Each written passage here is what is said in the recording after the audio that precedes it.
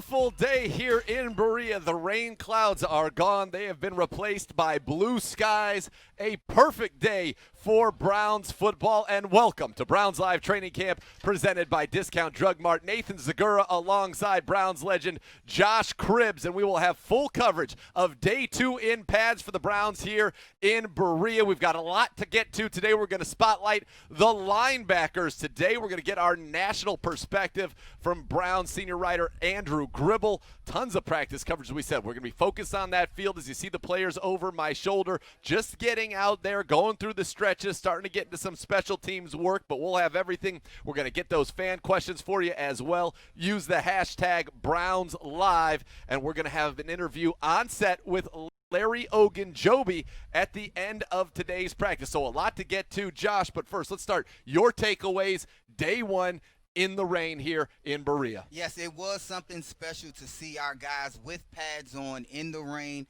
Again, I said they needed that type of work early on. At some point, you was going to see what your team was made of in the rain. So it was good to see that. But, you know, again, we had those drops by some tight ends there. I feel like as a whole, that room, that position room needed to pick it up a little bit in the rain. I guess that's an excuse. I told you that excuse doesn't fly with me, though.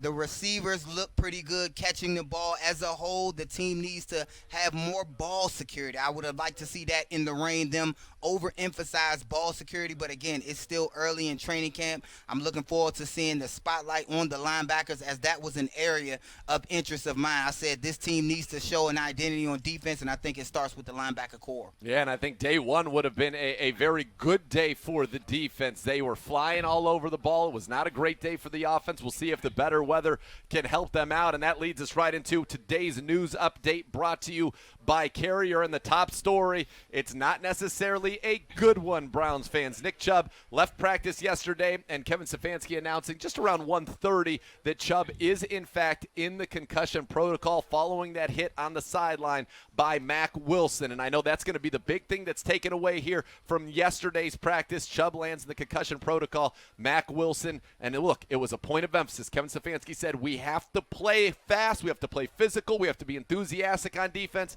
but we've got to do it in the safest way possible, and that is difficult to do, and we saw that, and we said could be a young guy, and Mac feels like he has a lot to prove. Went out there a little too aggressive with his own teammates. Yes, and you hate to see this early, but I think they made the right call putting him in that protocol. It's early. We know what Chubb can do. The young guys really do need to battle it out, so I'm not overthrown by him, you know, them keeping him out. But again, the linebacker core, we talked about it. We wanted to see something. I feel like they have something to prove. And with your defense, you do have to constantly temper them. You have to let them know, hey, this is practice. These are your teammates. And it's hard to kind of to rein in those defensive guys sometimes when they want to create an identity for themselves. They want to swarm. They want to they're excited, and they want to show you something. So they have to just temper themselves as we go through training camp.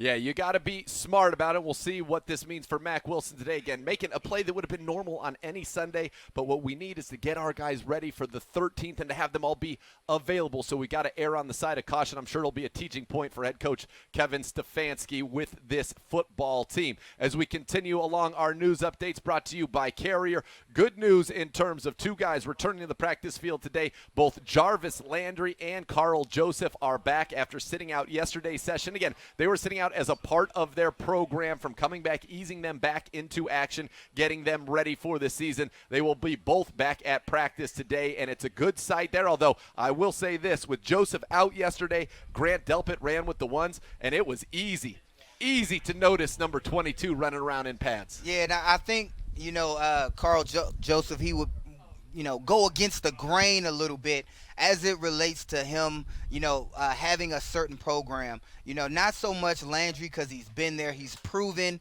he knows his schedule that he wants to keep as far as how many days he will be in pads. But the other guys, when there's so much of a competition, especially within that safety group, you notice that you almost beg the question if they agree with their holdout, schedule that they have, when they wanted to limit themselves, because Sure. it's a battle. and you want to be out there as much as you can. So, even though we're not in those rooms, I know that they're trying to keep him healthy and make sure he has the best opportunity to help this football team. But you got guys out there that's thirsty, that's trying to make a football team, and they're doing it, in rain, and they're showing us what, like you said, what they have made of. And Grant was just taking over. He's just taking over on defense. He was. That very first play, remember you said, I'm surprised they went with play action on the Yes. first one. Delpit bit for 2 seconds, and then his closing speed, the change of direction. You saw why the Browns think very highly of their rookie out of LSU. And our third one, it was the defense. It was a big day for the defense. We said if you're scoring at home, we put the scorecard. It was the defense's day. Physical at the point of attack. The Browns having very little room to run all day long. They couldn't connect for the big gains in the passing game as well. And you saw just a swarming D. And then Jacob Phillips right there getting into the hole. That's what he was, the SEC's leading tackler. And it's a linebacking core, as we said. It is young, but it is very, very talented as well. And they were just in the right place at the right times. You saw Sione Takitaki, and somebody we talked about yesterday, Yes. how comfortable he looked in space and was able to go in there and make plays right where they needed it. Grant Delpit, you talked about him, and that's probably a little bit of a teaching moment as well. No need to do that here in our own 7-on-7. Save that for the 13th. But again, good day from the defense. They got fumbles. They knocked the ball out, as you said, and they really just kind of stymied the Browns' running game right at the line of scrimmage. Yes, and if you look at the defense as a whole, it seems as if that was what they were intending on going into this practice, establishing an identity, even within training camp. They want to let their own offense know, like, hey, we're swarming, we're trying to punch out every ball, move to our tempo, get to our level. So the defense is actually has struck early to come out and kind of set the tone for how they want training camp to go, and offense needs to pick it up. Yeah, today is going to be a day where we will see if the offense bounces back. It's time now for our national perspective presented by Global Transport, and we had a chance to talk with our own Andrew Gribble, senior staff writer for the Cleveland Browns, and he's read not only nationally, he is read all around the nation, all around the globe, in fact, and he is up now in our national perspective. All right, Gribbs, first padded practice in the books. What did you see from the Browns in the rains in Berea? Well, I think the play kind of matched the weather conditions. I think it was a tough practice. I think I was talking to someone earlier that in my years with the Browns, I don't know if I've seen them practice through that hard of a rainstorm. And I think It's a combination of maybe a mentality and also logistics. You can't really just pop into the field house right now. But I think it was for the offense, just not a lot of balls hitting the ground. And then even for the defense, there were some moments where some big plays could have been had by the offense, but the execution just wasn't there. And I expect the Browns to kind of bounce back in a bigger way at Tuesday's practice. But it's one of those conditions you got to get used to. It's been hot. These guys have all been home and going outside when the weather's nice. I mean, I'm sure a lot of these guys haven't played football in the rain since we were down in Cincinnati back there at the end of the 2019 season. So a lot of times when the pads come on, they say the defense is expected to be ahead, the conditions added up, but it was a good day for the defense. What stood out to you about the Browns defense in their, what I would call, pretty dominant performance over the offense? Yeah, I thought that the big question mark about this team is the linebackers, and I thought that they were solid. I think that there was a play that Taki, I think, burst through the line, and the defense just went absolutely nuts. And I think that the intensity that I'm liking from that defense has been great. I mean, they're screaming from the sidelines. They're getting pumped for each other. And I like that they're getting excited about some of these new players. Whenever you see Kevin Johnson make plays, they're getting really excited. I always like the players that you can see that they get bigger reactions from their teammates. And what I liked was that you've got a couple starters not practicing on Monday in Myles Garrett and Carl Joseph. And Chad Thomas is filling in nicely on the defensive line. And then Grant Delpit, we got to see our first exposure of him kind of moving all over the defense. Saw him as a strong safety. You got to see him line up as a free safety. And, I got to be honest, the guy looks good in pads. I mean, this is someone that I'm excited to see play for the Browns, not just this year, but for years to come. Was that Grant who laid a little bit of a hit in there? Because it might have been one way, hey, let's just back off a little bit. But there was a big hit over the middle. I thought it was Grant. I'm not sure.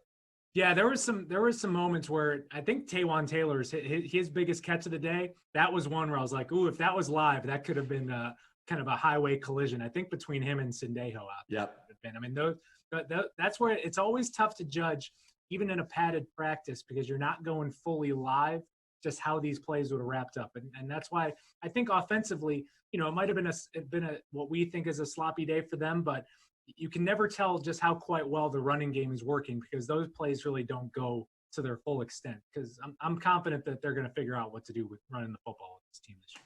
Yeah, there's no doubt about it. And you mentioned those linebackers. Mack Wilson, it was fired up from the get-go. Maybe a little bit too fired up, had to be reined in by Kevin Stefanski, but certainly he shot the gap, made some plays. But then obviously the one everybody's going to talk about, sideline with Nick Chubb being evaluated for a possible concussion. Yeah, it's just not something you want to see, and I think it's a learning moment for Mack Wilson. There's a level of intensity you want to see. Big effort from everyone on the field. And I think that when you're playing the game, emotions can sometimes get the best of you, or you're just so into the moment in the play, you forget that, you're playing a different style of football when you're on the practice field. But, there's nothing but respect between Mack and Nick Chubb as well. Mack just the other day just called Nick Chubb the best running back in the NFL until he's proven otherwise. So I expect Mack, I'm sure, feels bad about it, but we're hoping that Nick gets back on the field soon enough, because both those guys, Mack and Nick, they're very important to what the Browns are doing this year. No doubt about it. Through 3 days, what's kind of stood out to you, or who maybe I should say has stood out to you? So maybe some under the radar players that have caught your eye. Well, I think the guy that keeps getting talked about is Kevin Johnson, and I think that he is someone that, he was amid the many free agent signings the Browns made this offseason. Not the biggest name one, but when it comes to pedigree, this is a former first-round talent who finally played a full 16-game season last year and really believes that his best football is in front of him. And I think that the slot corner is so important to defenses today. You know what you have on the outside with Denzel and Greedy. If you can get a player playing at a first-round talent kind of level in the slot, the Browns may have gotten an absolute steal in this guy. And I think he's played really well. I think he's a respected veteran. I think it was good to add another veteran to that group. And I think that's what this front office has done, is sprinkled in veterans all across this roster to maybe add to that maturity level. It just looks like a pro so far. And I've been impressed by that so far. Absolutely. Andrew Gribble, thank you so much for the time today. No problem. Anytime. Great Andrew Gribble joining us there for today's National Perspective, brought to you by Global Transport. New this year, Browns fans across Ohio will have a special opportunity to purchase 50/50 raffle tickets during the 2020 Cleveland Browns training camp. See the website on your screen there. Each ticket will provide a chance to win half of the raffle's net proceeds, the other half benefiting Stay in the Game, Keep Learning Every Day, and Shoes and Clothes for Kids, a Cleveland-based nonprofit organization. Some exclusions apply. For more information and to purchase a raffle ticket, visit Browns 50/50, see the website on your screen, or the Browns mobile app. The Browns players going through stretching here in Berea see the message. Team, that's what it's all about, building a team to get ready to start the 2020 season September the 13th, less than a month away in Baltimore. When we come back, we're going to look at a group that they feel are underappreciated, written off, the linebackers, young and talented, and they'll be in our position spotlight when Browns Live Training Camp presented by Discount Drug Mart returns. Hi, my name is Kyle, and I'm a pharmacist at Discount Drug Mart, but that's not all I am. I'm a daughter, a wife, and a mother. I'm your neighbor, part of the community just like you. Drug Mart is part of the community too. They have been for more than 50 years. Now, more than ever in these challenging times, your neighborhood Drug Mart pharmacy, all of us, are here to help you. You can rely on us to go the extra mile, whatever you need, every time. I know in my heart that I can lean on my neighbors, and you can lean on Discount Drug Mart. Okay, eyes on me. First, we're gonna start Ohio's 529 plan. Tax-free, baby. Pretty soon, we've got another base hit to right field. Oh, but let's say one of us gets a promotion. Oh, now we're at the 30. We're at the 40. With time running down on the clock, we get a grandparent assist, and it's go! Ohio's 529 plan is how you win at college savings. Learn more at collegeadvantage.com. America, I'm here to tell you the movement is on. Thousands of homeowners are plugging into solar with Power Home Solar. We install solar in your home for zero money down, not one single penny. Come join the movement and let the sun shine in.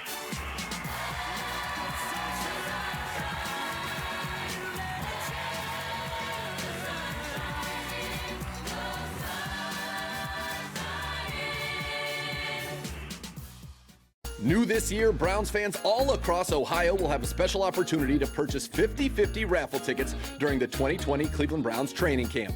Each ticket will provide a chance to win half of the raffle's net proceeds, the other half benefiting the Stay in the Game Network and Shoes and Clothes for Kids, a Cleveland-based nonprofit organization. Some exclusions apply. For more information and to purchase a raffle ticket, visit Browns5050.com, that's Browns5050.com, or the Browns mobile app.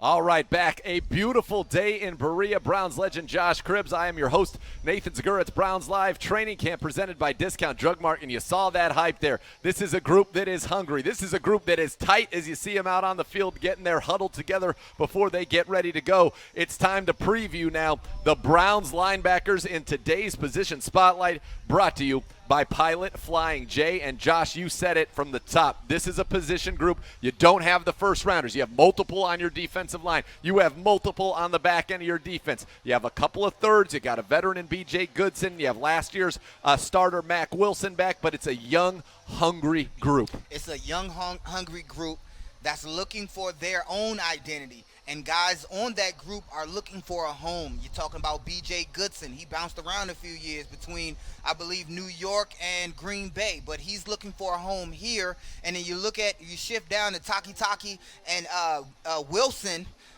These are two guys that weren't big known guys coming out. They're not your big names. So this group in its entirety are looking to kind of make their own name. And they have to start now. That's why you see me, I see Coach having to temper them. They know what's at stake. They know that people have undervalued them. So it's their reputation to create. It is, and listen, number 93, you see him in the middle, B.J. Goodson. He's been working as the team's Mike linebacker so far this training camp, and he comes in with the most experience. A former fourth-round pick out of Clemson. He's a 4-year veteran. He's played with both the Giants and the Packers, 29 career starts there, and really he's got more starts than the rest of the linebacker room combined. Beside him will be typically Mack Wilson, the 5th-round pick out of Alabama, who started 14 games as a rookie last year, 82 tackles, 4 tackles for loss. He had an interception, a forced fumble, and 7 passes defensed. And Mack really has worked incredibly hard this offseason and wants to show that he can be a leader in this room. Now, you've got, as you mentioned, temper that a little bit, as we saw yesterday, obviously, with the play on the sideline, and hopefully that will be a learning point for Mack. But when you talk about pedigree, you talk about size, speed, fluid, sideline-to-sideline linebackers, Mack looks like a very good starting option at that will position. And you almost have to, when I say temper him, not keep trying to baby him and tell him to pull off. You almost have to keep him out when your number one guys are in the game, because you want that monster instinct. You want a guy who you can just chain up, and then once the game starts, unhook the chain and let him go like a true dog, a Browns dog. You don't want him to get in the habit of having to hold back his aggressive part, which all linebackers need to possess to exceed the levels here in the National Football League, especially with the Browns. We need this group to show up for this defense. So, I know they were talking to him and tell him, hey, these are your teammates, these are your guys, but you almost want to pull a guy like Mack Wilson out and let him beat up on those those 2s and 3s, if you have one. If you You have do, one. but we need him. Don't you need him to get those reps with the guys he's going to play with? Because the communication, that's a huge part of what you do on defense. Exactly, but at the same time, when you talk about your communication, you can make those calls with a quarterback like Case Keenum. He's been there. He could have faced somebody like him. So he's still a big-time quarterback who will have those calls, which will force Mac to make the proper reads and to still make him move sideline to sideline, because the backups, they're the guys that are hungry. Yep. So those running backs, they're trying to make a team, the guys that are second level. So in my opinion, if you want a guy like Mac to fly free, put him on those running backs who are still trying to make a team and see how they fare up against a guy who's trying to make an identity for himself. And that's good competition.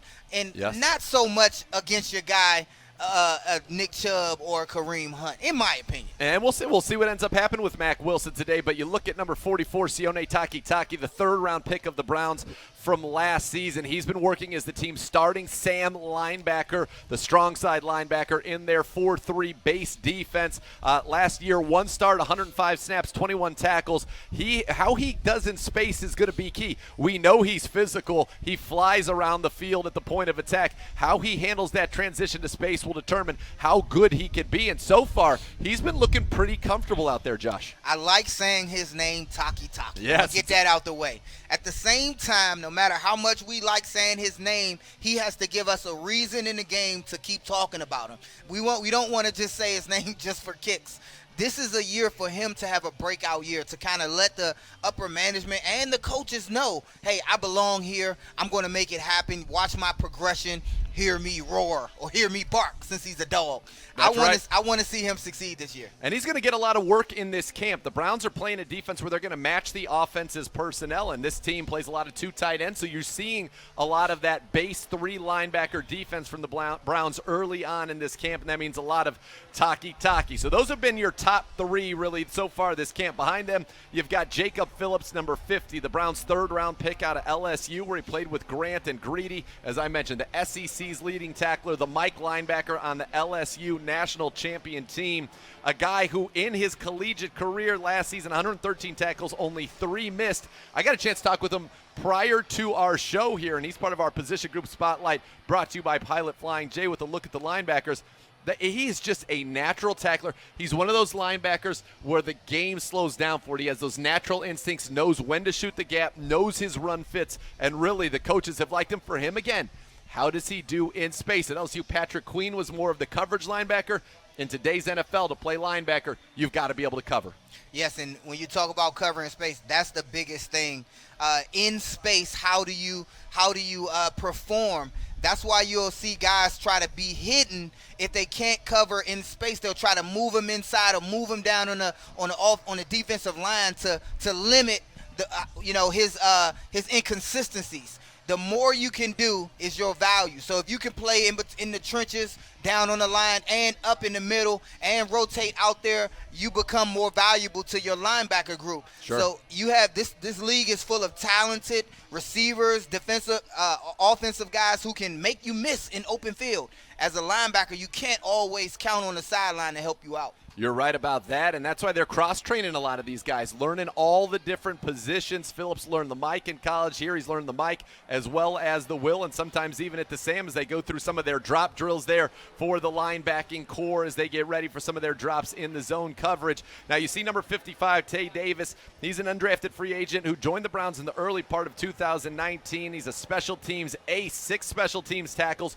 He also has 5 career starts at linebacker with the Giants in 2018 and 19. Before coming to the Browns. He had a good day yesterday. 55, he's big, he's fast, he's physical. Also kind of in that group, we got Willie Harvey, who wears number 56, an undrafted free agent of the Browns last year who impressed the team and was on the active roster before suffering a season-ending injury. You've seen 58 out there as well. That's Solomon Ajayi, the brother of Jay Ajayi, the former running back in the NFL, an undrafted free agent out of Liberty, who has really caught the eye of the coaches. And then one guy to keep an eye on, and I think this is part of the modern progression of the NFL game, number 41, Montrell Meander, a converted safety who who is now playing linebacker for the Browns here. And you're seeing a lot of that. As you talked about, you've got to be comfortable in space. You've got to be able to cover. You see Jacob Phillips and then Mack Wilson, the fluid athlete with the nice hands on the pick there.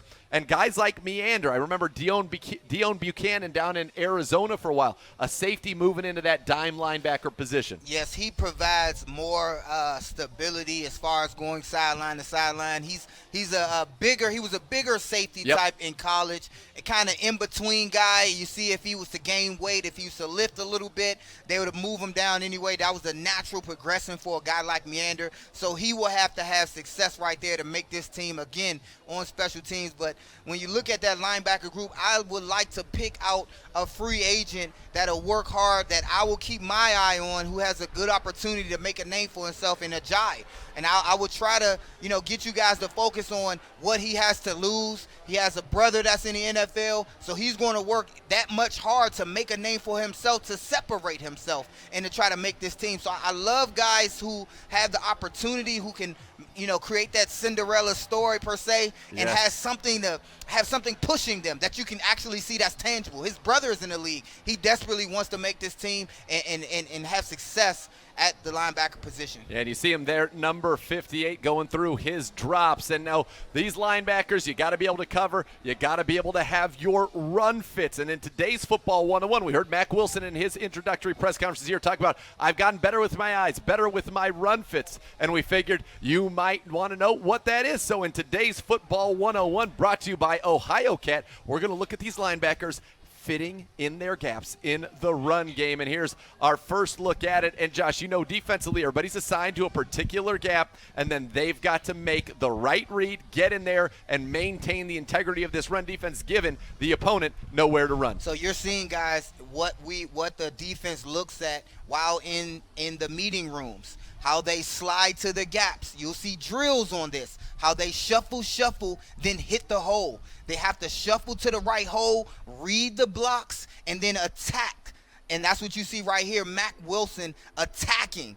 Shuffle, and attacking, reading the holes, reading the coverage, the blocking assignment, coming down, and then finishing, making the tackle. And that's one of the things that excites you about Mack. We'll get another look at one here and take a look at Sione Takitaki. This is where they're going to try to run. They're backed up here, and Taki is going to do a good job on this play to bottle up the ball carrier for the Buffalo Bills. As you see kind of that open up for him, he reads, shuffles, and gets in there and brings him down immediately. It's maintaining your spot, maintaining your assignment, and maintaining the integrity of the defense. That's the run fit. That was his gap to shoot, and he gets there and makes the play. Especially when there's a double team on your defensive end. Your defensive front tries hard to maintain their position, to not get washed down, and they're expecting good linebacker help over the top to help fill that void. So as they get washed down, the offense wants to wash down the defensive front, and the linebackers have to be there to cover the runner back one-on-one in the hole. And the best friend to a linebacking core are great players up front. You saw Sheldon Richardson take on that double team. Sheldon and Larry Ogunjobi and Jordan Elliott, who got a lot of praise in the pressers earlier today. Those guys make the job easier for the linebackers like Mack Wilson. That was Run Fits. That was our Football 101, brought to you by Ohio Cat. When we come back, hopefully we're going to see these guys start to get to work. We're going to bring you some of the team practice throughout this. We'll also get to your fan questions. Remember to use the hashtag BrownsLive. Thanks for watching Browns Live Training Camp, presented by Discount Drug Mart. Hi, I'm Katie. I'm a pharmacist at Discount Drug Mart, but that's not all I am. I'm a wife and a mom to two sweet girls. I see the people of our community every day. They have questions, and honestly, they're concerned about their health and medications. So they come to Drug Mart Pharmacy just like their parents did, because they know we will always help them, whatever they need, whatever questions they have. My fellow pharmacists and I are proud and truly humbled that you have put your trust in us during this challenging time. Discount Drug Mart is here for you, always. The health and well-being of Ohioans is our top priority. That's why we offer high-quality health insurance plans for you and your family, with access to the doctors and hospitals you know and trust, plus dental, vision, and wellness plans to help you achieve and maintain your best health. We give you peace of mind so you can enjoy life's best moments. We are here for you, today and every day. Medical Mutual, the official health insurer of everything you love.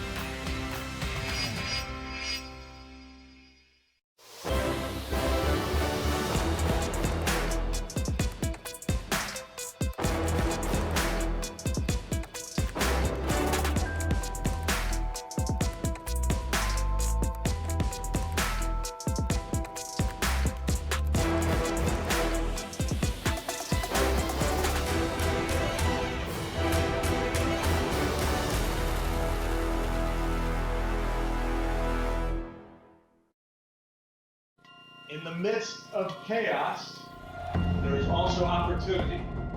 COVID-19, what we got going on here, this is a shared responsibility. Our mindset is about how we can do this. If you want to complain, scream out the window. But once we're in this building, we're all about moving forward and finding a way. I am committed to finding a way. That's what we're doing with the Cleveland Browns. Get on board. Today's Cleveland Browns high school team of the day, Columbia High School, paired with Beechwood High School to accept the Build the Bridge Challenge. Led by Coach Jason Ward, the Raiders finished the last 5 games of the 2019 season 4-1 and returned 20 of 22 starters this season. To learn more about the Build the Bridge Challenge and how you can be the solution, visit clevelandbrowns.com/youthfootball today. It is a beautiful day in Berea for football. Nathan Zagura alongside Browns legend Josh Cribbs. You're watching Browns Live Training Camp presented by Discount Drug Mart. You see that message, team. The Browns trying to build a team that can win the AFC North in 2020. And it's all about competition in training camp, isn't it, Josh? You got to go out there every day, try to compete, try to carve out some playing time for yourself on that field. That's tremendous. So when I first came to training camp, it was almost as if I was begging the coach, all the free agents trying to beg the coach for playing time just to get seen, just to have an opportunity to make this football team. So every route counts, and we'll keep every rep counts, and we'll keep saying that and harping on that, that once you're in the game, once you're in practice, you not only show the coach that you know what you're doing, but you do it full speed. You show him why you belong in the Cleveland Browns uniform. Reps are scarce because they're trying to get ready to play a game, the first game, not a preseason game, the first game. So reps out here really count, not just to try to be, a starter or a player on special team or what we call it. There's no preseason, but game time. So when you're talking about practice, you're talking about these guys' preseason. It matters that much, every rep. Absolutely, it does. Competition, the theme today, when our tight end coach Drew Petzing and our defensive line coach Chris Kiffin spoke with our media. My first impressions of Larry, and actually he was one of the few guys I got a chance to meet before the building went on lockdown in the spring. And from the day I met him, I could just tell how hungry he is, how eager he is, that he wants to be great, that he's chasing greatness. And he understands it's a process in this league, but he's hungry. He sees all those other guys getting all the accolades as far as top defense tackles in the league, and he wants to put himself up there. And so he works his tail off to do that. And we had virtual videos, in the spring to be able to see these guys check on him working out and stuff. And he was getting it in. And obviously you see his body, you can tell he's a guy that works his tail off in the weight room and as far as running in that. And then now it's time to put it together and start film study and understanding his strengths and weaknesses as a player. And we got to maximize his potential this year for sure. And I know he wants to do that. I'm not just saying this. I've been more than pleased with Jordan from the time we drafted him until now. And, we had those rookies for extra days starting training camp, and he just works his tail off. I said, look, we got a lot of time to get these reps in. And he said, well, we can't waste any time right now. And so he's always trying to get it in. He's asking the right questions. He's a guy that we're very excited about, and he's talented enough, to get in there and play right away. So he's definitely part of the plan. Yeah, there's no doubt. I think you said it. I think one of the things that's been really exciting for me and really been a lot of fun, even in the short amount of time we've been in camp so far, is, in my opinion, we do have 5 guys that belong on an NFL field on Sunday. And that's a really unique experience in the tight end room to have. And so it's been fun to watch them. I think, they all have different strengths and things that they do well. And just seeing them go out there and compete every day, I think, generally speaking, competition makes us all better, right? It makes us reach our full potential because we know other guys are trying to do the same. And so, yeah, it's been a lot of fun. And even early on, you're starting to see that. And I think that's only going to progress here as we start to practice more.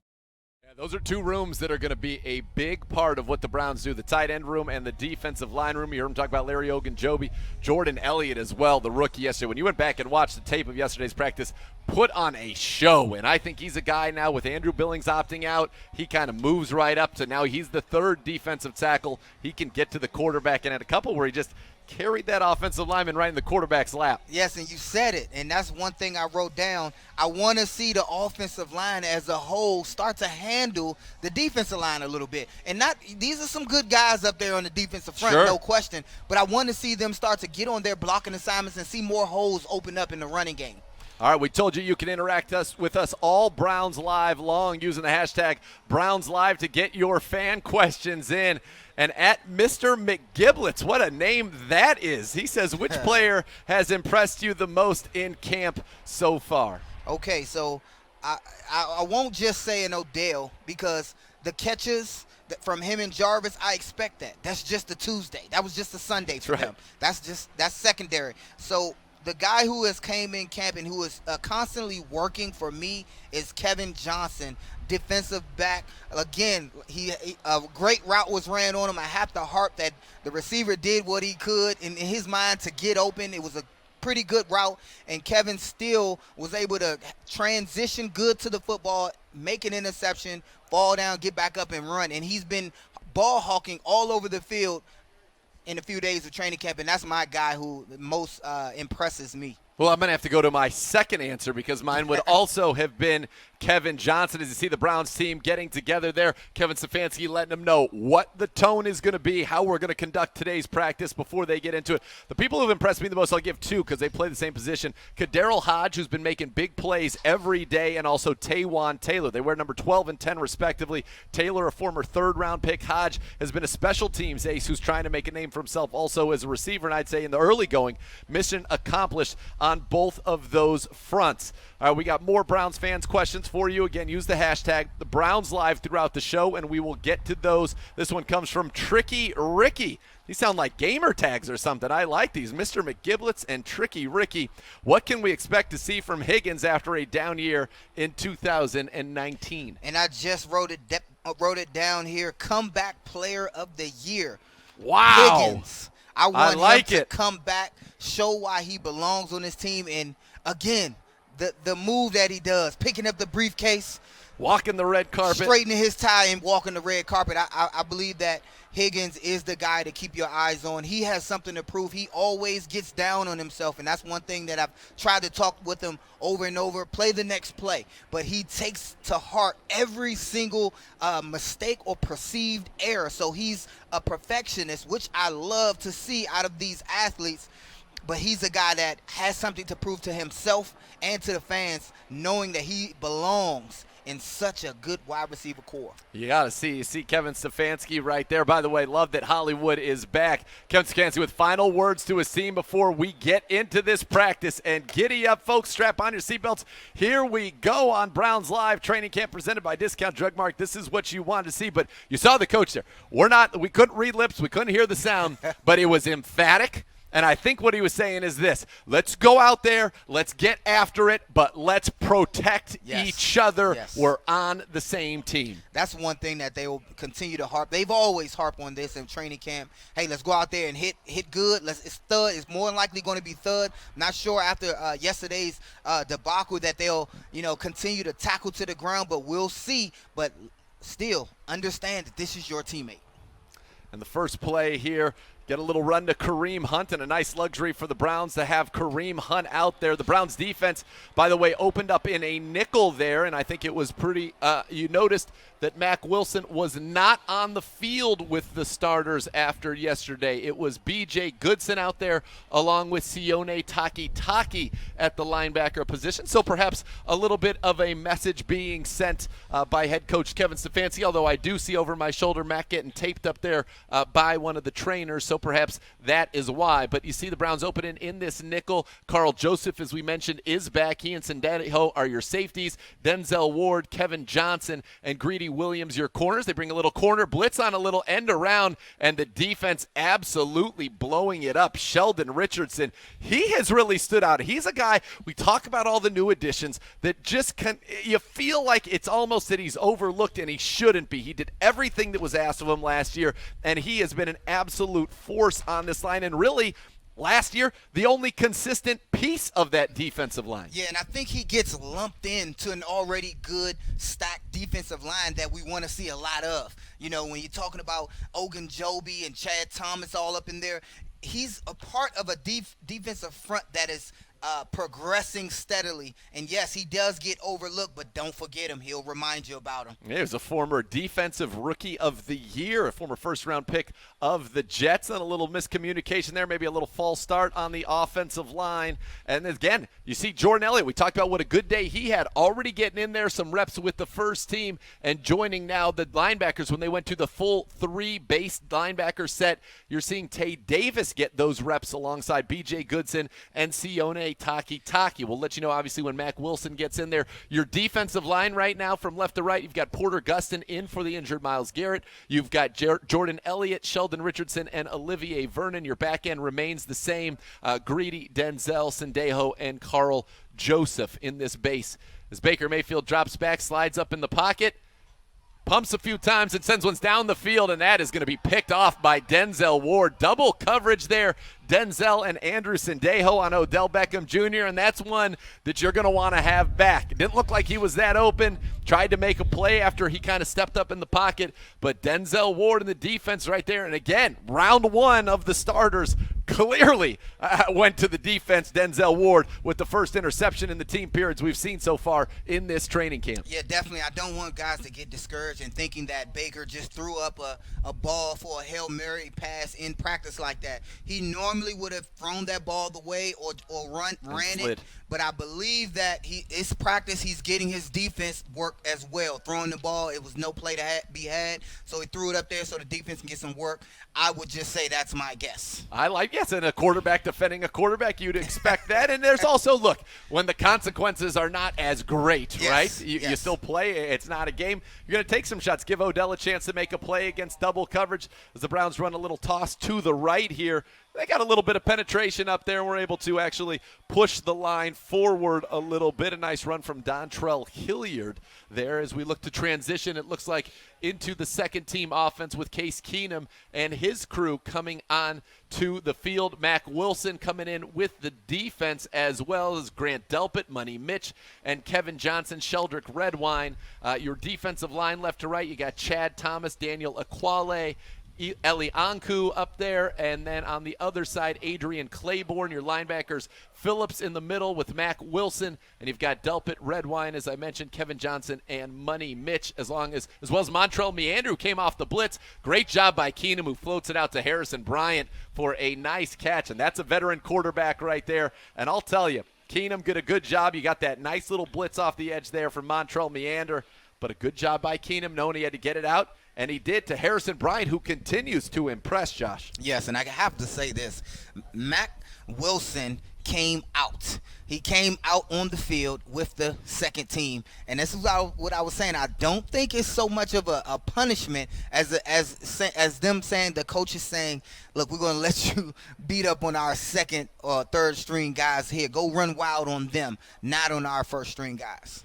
And I think it's also, you probably, we got to do things the right way here. Right. A pitch to Dearness Johnson, who's having a nice camp as well. Dearness with the run around the right end. And we're seeing this team again. They call it the outside zone. Now, these aren't all zone plays per se, that typical stretch you're used to seeing, but the Browns really stressing getting to the perimeter quite a bit in these early practice sessions. And when you go through practice, sometimes that's what you do. You have, all right, this is going to be outside runs and play actions off of those. You know the work you're going to get in. The defense also, they're obviously aware of what's coming, and sometimes that gives them an advantage on the offense. Oh, definitely. Now, these are a lot of times in team, and sometimes 7-on-7, it's scripted, and the defense gets the script last, so they can be able to put the correct defenses up there when according to the play that's being ran. So they're in a better position, being an offensive guy, I'm biased, than the offense is. No doubt. No doubt. A little play action again, and another connection from Keenum to Harrison Bryant. Again, Bryant,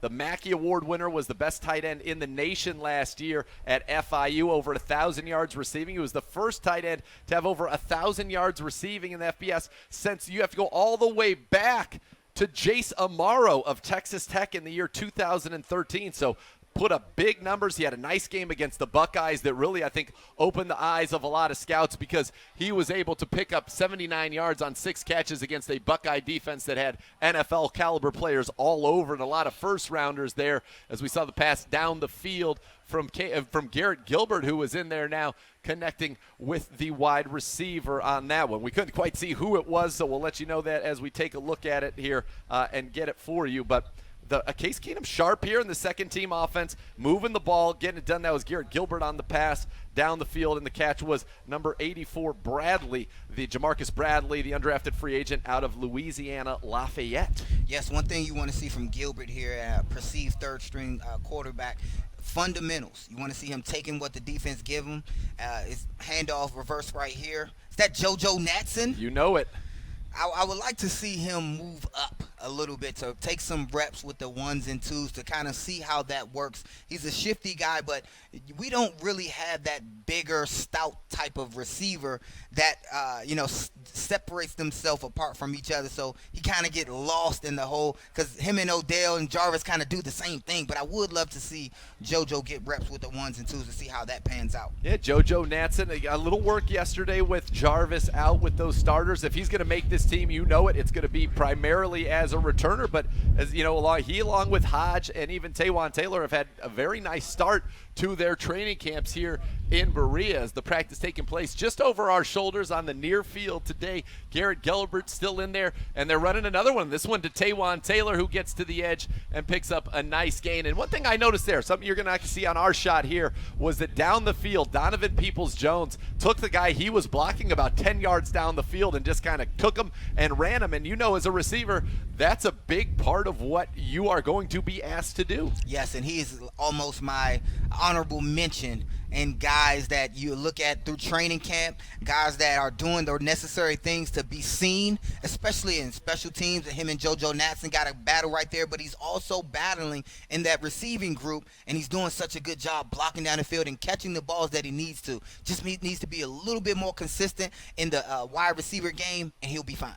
And there's Baker Mayfield and the starters out again. Quick drop back play action. The pocket collapses, trying to send Hooper down the field, who comes back to the ball. And that's a veteran right there. What Austin Hooper did, gave one step like he was going up on the scramble drill, turned around Baker with a strike to Hoop on the sideline. And that's a connection I think we're going to see a lot of. Hooper has as good a hands as anybody in the NFL. When it's near him, he catches it. And I think he's going to become a big security blanket for Baker Mayfield, as well as just a weapon in this offense in his own right. I started to cheer. I thought it was Hollywood Higgins. I'm not used to seeing Hooper in the 81. I know, that's your guy. We love Browns Hollywood uniform, but he looks like a receiver out there. Hooper does. So I know that they will use him spread out wide a lot in this offense.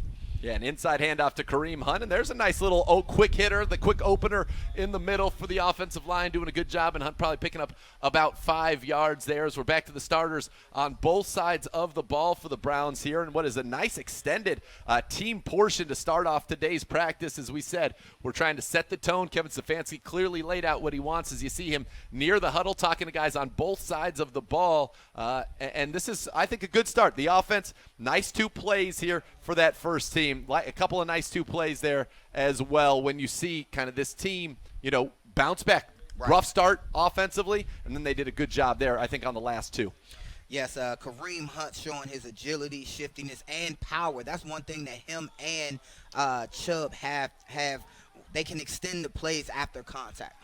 Some type of a busted play there as you saw Baker Mayfield take that shotgun snap. He looked ready to rip it, but maybe a miscommunication between he and the receiver, and you saw the frustration there because, as you said, in this offseason, and Kevin Stefanski said, every rep counts, and that was one that you got the look you wanted. He was ready to rip the ball, a miscommunication, and they've got to try to be on the same page going forward. But that's part of going through this. This is a team that doesn't have a full offseason. It's a new offensive system, and they've got to get on the same page and get on the same page quickly. But if you're going to have mistakes, as Kevin Stefanski said, you have them out here in Berea, and then we don't make the same mistake twice so that we're ready to go when we go to Baltimore on September the 13th.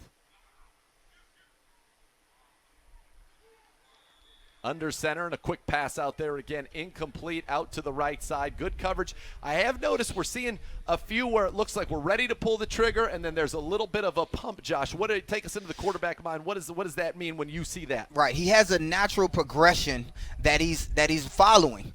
The quarterback always have his reads 1, 2, 3, check down, throw it away, or run. So he's looking at his normal read, and he's probably wanting to stay on that because it's supposed to be open. They've talked about it, they discussed it, and then he calls the cadence, he's ready to throw, and it's not there. For whatever reason, it's not there, and he needs to come off of it, throw it away, run it, or throw it to his other progression reads. Absolutely, and they said, look, Kevin Stefanski, I want to eliminate the gray for Baker Mayfield as we see a big pass down the field in the background there. Jamon Moore catching one down the sideline. We can see it over our shoulder there, and we did tell the people about it. It's time now for everybody's favorite part of the show, our Puppy Pound Puppy of the Day, adopted by Sugardale. Today's puppy is a 5-month-old bulldog boxer named BJ Good Dog. If you want to see or adopt a puppy of your own, visit browns.com/puppypound. There's a limited number of appointments and puppies available each day, so don't delay. With each puppy adoption, families will receive a puppy starter kit provided by Sugardale while supplies last. Our goal is 500 adoptions this year, so visit browns.com/puppypound to sign up today. Nathan Zagura and Josh Cribbs live in Berea. It's Browns Live Training Camp presented by Discount Drug Mart. The Browns in the most extended team period we've seen so far. Case Keenum now leading the second unit out there on offense, and he's looked pretty good, and it's so great to have a veteran quarterback like that who's taken a team to the NFC Championship in this locker room. You know, hopefully you don't need him, but if you do, you know you can count on Case. Definitely can count on him, but him being a valued assistant for Baker essentially is what his value would be to this team in the interim right now. So I'm excited for that pickup. Not really wanting to see him on the field because that'll be something different going on. That means an injury happened that we don't like. Keenum in the shotgun. Again, nice little pressure up the interior of the pocket. He delivers one outside, but there's our guy, Money Mitch, with the pass breakup. Money Mitch, that could be a Play of the Day nominee, flying around like Superman to break that one up. And these DBs, you think about it. You always say, man, covering is the most important. You've got Denzel, you've got Greedy, you've got Kevin Johnson, so you said is the standout so far. You got Money Mitch as your top 4 corners. That's a darn good quartet. It is, and it's always good to have your defense riled up early in training camp. You want the competition with the offense. You want them talking trash back and forth. You want to see both sides compete. That'll make for a good-spirited practice, but also good competition, and there you'll see the progression from both sides of the football. You will, and we see here a little inside handoff. Dearness Johnson with a little hop step and then exploding through the line for a nice gain there. And as we talked about, that's one of the competitions. Will there be 4 running backs? Will there only be 3? And if there's only 3, it's Dearness Johnson and Dontrell Hilliard going through it.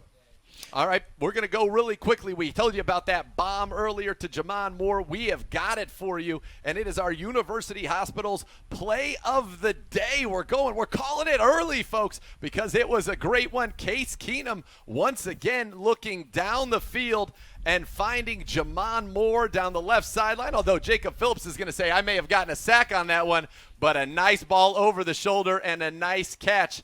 Look at the instincts from Phillips, though, to get down there, beat it. It's a very established tackle. But look at that one, a tight spiral over the shoulder. Good catch by Jamon Moore. That's our Browns Live Play of the Day, and frankly, it featured good stuff all around there. There's good tape on both sides of the ball, Josh. Yes, it's not to say that a play like that won't come again. You expect to see that all through training camp and all through the day. All right. That was certainly a nice one. You're right. You don't want to see that all the time, but we're going to keep going here. We're going to actually go to break now. When we come back for you, we're going to have more of this Browns Live training camp. But before we do go to break, let's quickly talk about the Pro Shop item of the day. And today's item, this beautiful Brownie the Elf coffee mug. Josh, look at this thing. This thing, it is sturdy. It is solid. It's got some pewter Brownie the Elf on it as well in a beautiful orange. There it is. Look at it, matching the elf on your chest there for your Browns alumni shirt. This is nice. I could see myself adopting a puppy, sitting down in my chair, watching Browns Live, having a sip of my favorite beverage out of here. And today the exclusive offer is you can get this mug for only $9.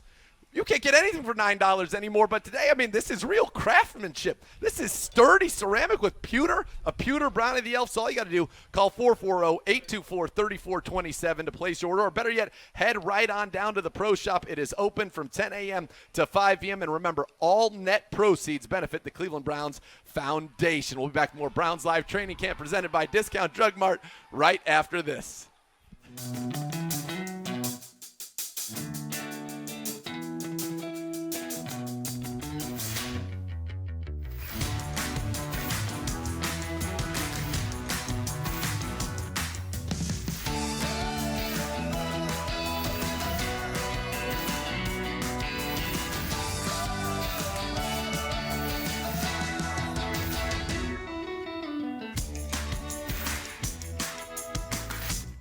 The world has changed, but some facts remain. Every 40 seconds, someone has a heart attack, and every hour, over 700 people suffer a broken bone. While those numbers haven't changed, there are fewer people seeking the treatment they need. If you're injured, sick, or in pain, it's safe to get the care you need at university hospitals. Protecting your health with science and compassion. That's UH Safe. Snapple apple tastes like apple. And we dance the same too. And one, and two, shake, now stomp. Put it in the basket. Now let's cobbler. And cobbler, and cobbler. Tastes just like fruit, but Snapple. Tastes like a perfect peach. It keeps on peaching.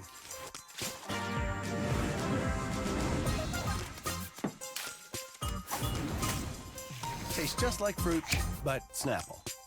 The Cleveland Metropolitan School District and Cleveland Browns Foundation have learned a lot together in our Get to School campaign, and that's led to the Browns Foundation's efforts to spread this work statewide, creating the Get to School, Stay in the Game network here in Ohio. It's going to have impact not only in Cleveland and other urban cities, but in communities across Ohio where attendance matters for every single student.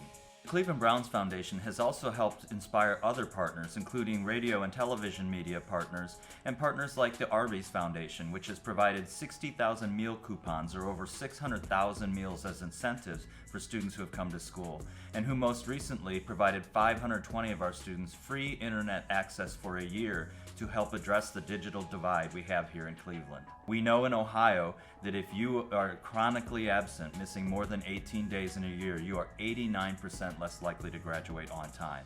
So get to school, stay in the game. That's how we're going to improve education in Cleveland and in Ohio with the Cleveland Browns Foundation. All right, today's Dog of the Day, brought to you by Sugardale, is Ryan Crowley from Warwick, Rhode Island. Ryan, a longtime season ticket holder, travels from New England at least 5 times a year to go to Browns games. He loves engaging with the other fans on Browns Twitter and has made great friends even though he doesn't live in Cleveland.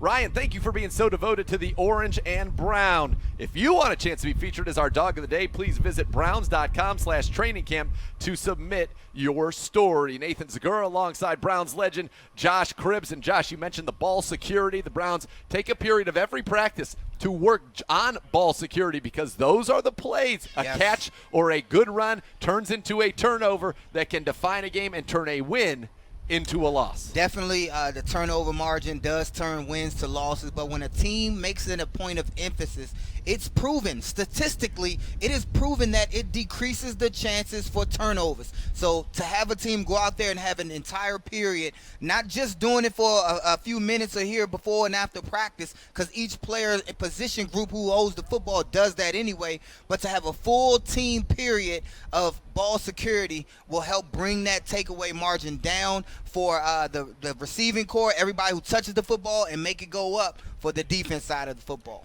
Absolutely, and that's what you got to do. You got to protect the ball, something that's been preached by Kevin Stefanski and will be throughout this training camp as the Browns need to make sure that's the most prized possession in football. Yes. The football itself, the pigskin, you got to take care of it. We're going to get back to more practice action right here in Berea for you on Browns Live Training Camp presented by Discount Drug Mart. One thing that happened while we went to break, we saw MJ Stewart, the cornerback, just claimed off of waivers from the Buccaneers, a former second-round pick, Didn't work out in Tampa. A lot of talent, though. When you're a second-round pick, the Browns gave him a chance. Looked pretty good getting an interception there to end that team period. Yes, definitely. And you saw the defense swarming around. And as we were talking, we heard all the noise and the hollering and hooping and jumping up, celebrating. And then among those guys, he emerged with the football. So I like to say that the defense is playing, that type of defense to bring the excitement and the exhilarating force to practice that the offense has to continue to feed off of. That's what you need. Yeah, there's certainly been a lot of excitement on the defensive side of the ball. You see in the background, Money Mitch, as we're taking a look there at Larry Ogunjobi, who appears not to be practicing today,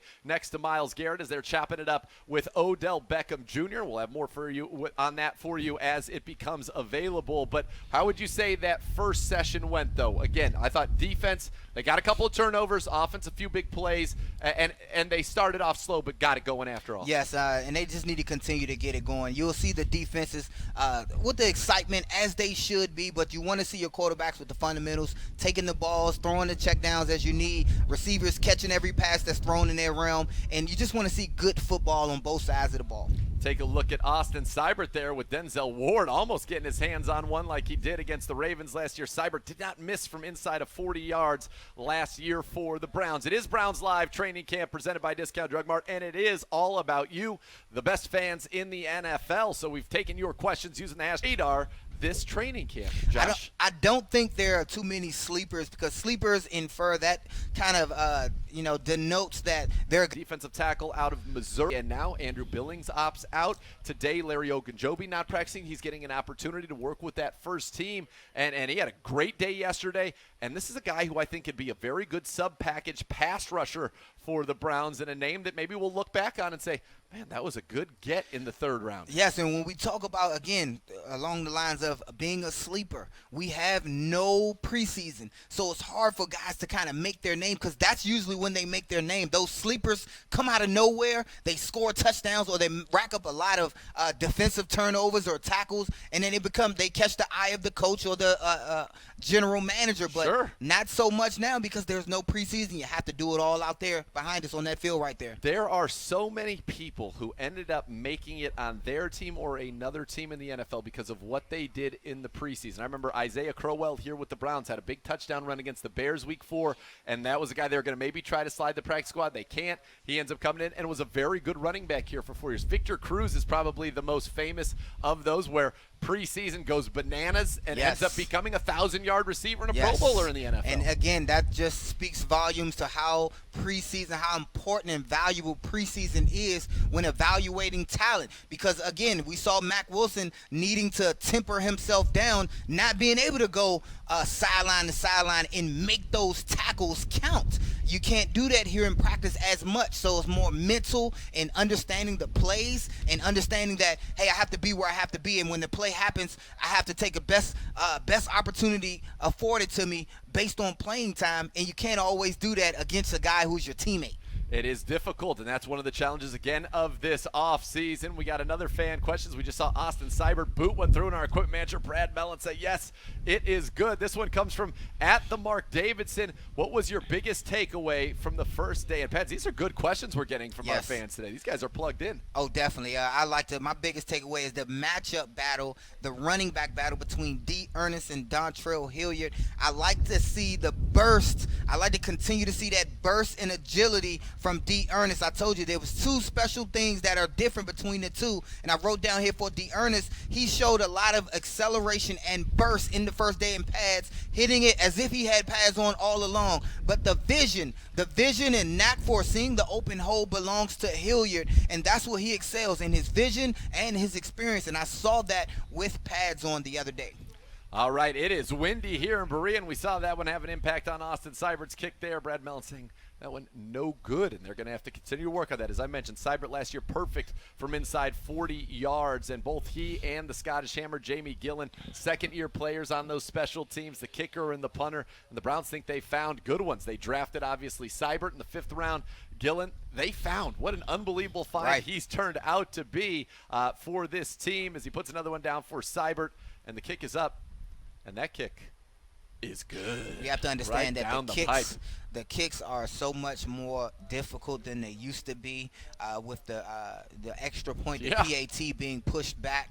It seems like the wind conditions are worse than they used to be. But kickers Did and it used punters, to be like this in Berea, man? I mean, we are literally holding down our papers. Everything's flying all over the place. And it you is see crazy. that, man. It's just kickers and punters are absolute necessity, and they are a dying breed, finding ones that are excellent, that'll be 100%. I used to call Phil Dawson Old Faithful. You know, I didn't have to look at him and wish and pray that he'll make it, but we feel like we have that in our guys that we have on this football team to get the job done, to be a high percentage guys all the time. Scottish Hammer. Absolutely. If the Scottish Hammer, and listen, if Austin Cyber can be mentioned in the same breath as Phil Dawson someday, that means he will have had a great career in Cleveland. Yes. And maybe he'll be responsible for a new NFL rule, the Phil Dawson rule. Of course, when the ball hits the stanchion, the ball is good, as we see Baker Mayfield and the offense get out there. It's the 7-on-7 period. No offensive line, no defensive line, just the skill position, and Baker dropping back.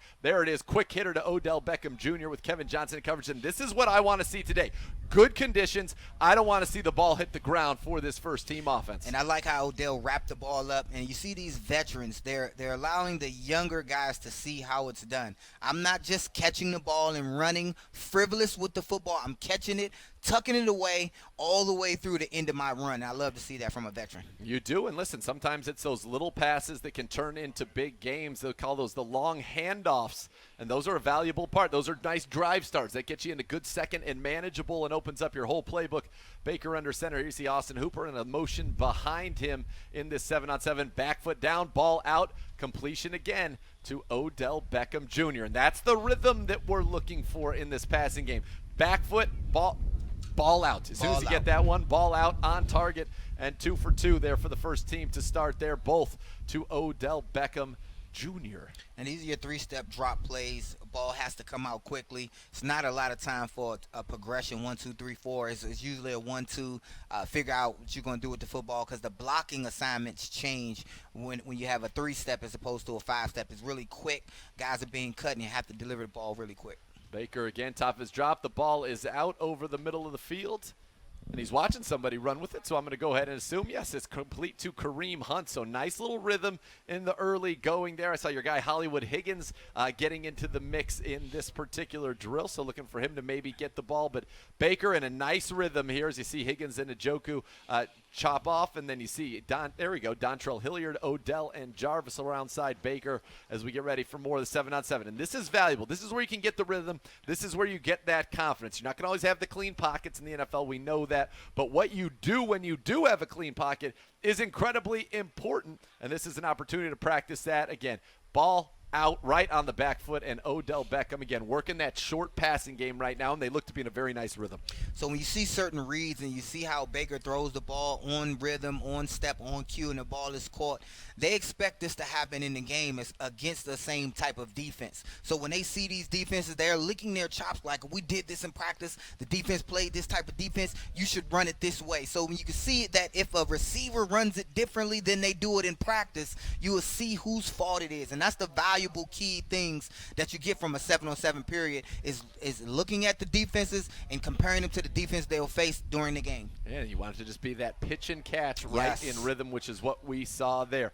All right, we're going to take a quick break here on Browns Live Training Camp presented by Discount Drug Mart. But before we let you go, it's time for a little trivia presented by Howard Hanna. And today's question is, which Browns player was voted to the Pro Bowl every year that he played? There are a lot of good ones in Browns history, but who's the only one that accomplished this? We'll tell you when we return.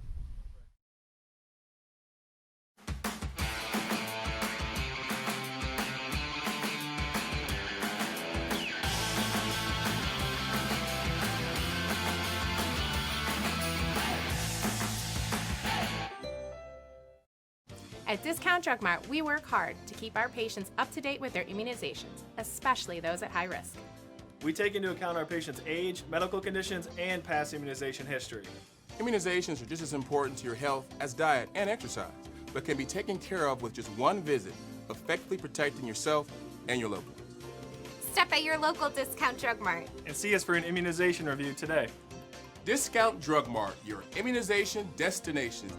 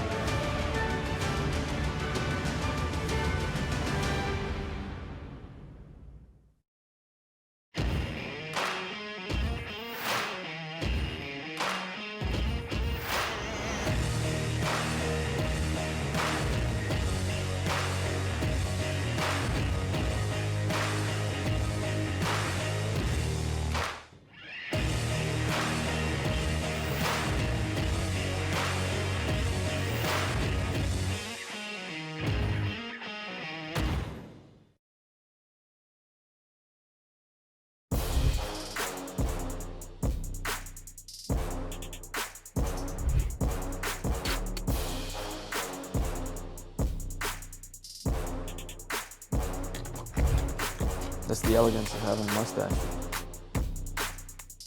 Cleveland Brown fans, can you say go Browns?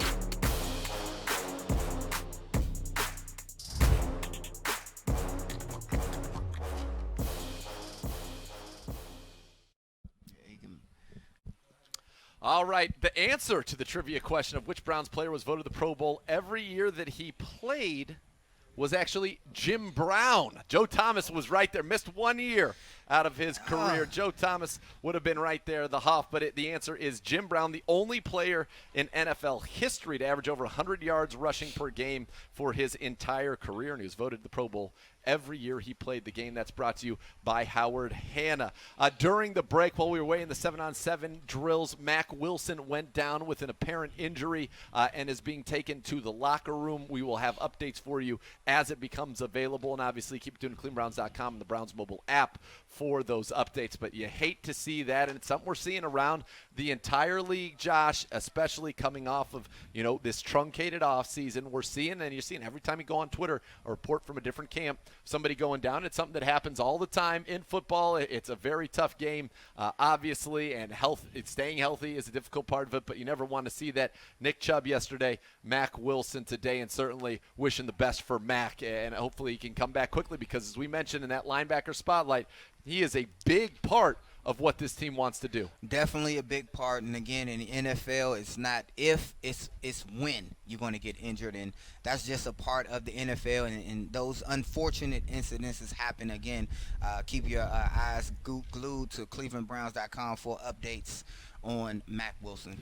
Yes, indeed. You're watching Browns Live. Training camp presented by Discount Drug Mart, the great Josh Cribbs. I am Nathan Zagur. We'll go back out to the field now as the Browns still doing that 7-on-7 work. Baker Mayfield in the shotgun. He saw Grant Delpit there in the foreground again. Ball out in rhythm. There's Jarvis Landry, who didn't practice yesterday but back, and he's had a nice start to camp. He's a guy that you just don't worry about. Jarvis Landry, Pro Bowl, 5 straight seasons. Yeah, and I like to see that delivery Baker had right there. You like to see the rhythm that's going on. It's some good rhythm with this offense, with the receivers. It seems like they picked it up a notch, and that's one thing you want to see. I keep wanting to say special teams. It's a part of me, but that offensive unit is moving the ball really good and connecting on all ends, and all quarterbacks right now are making the proper reads and throwing the ball where they should go. And you just like to see that. Hit the top of your drop and the ball comes out. There, Gilbert had to come back to his check down and finds Kareem Hunt as the top option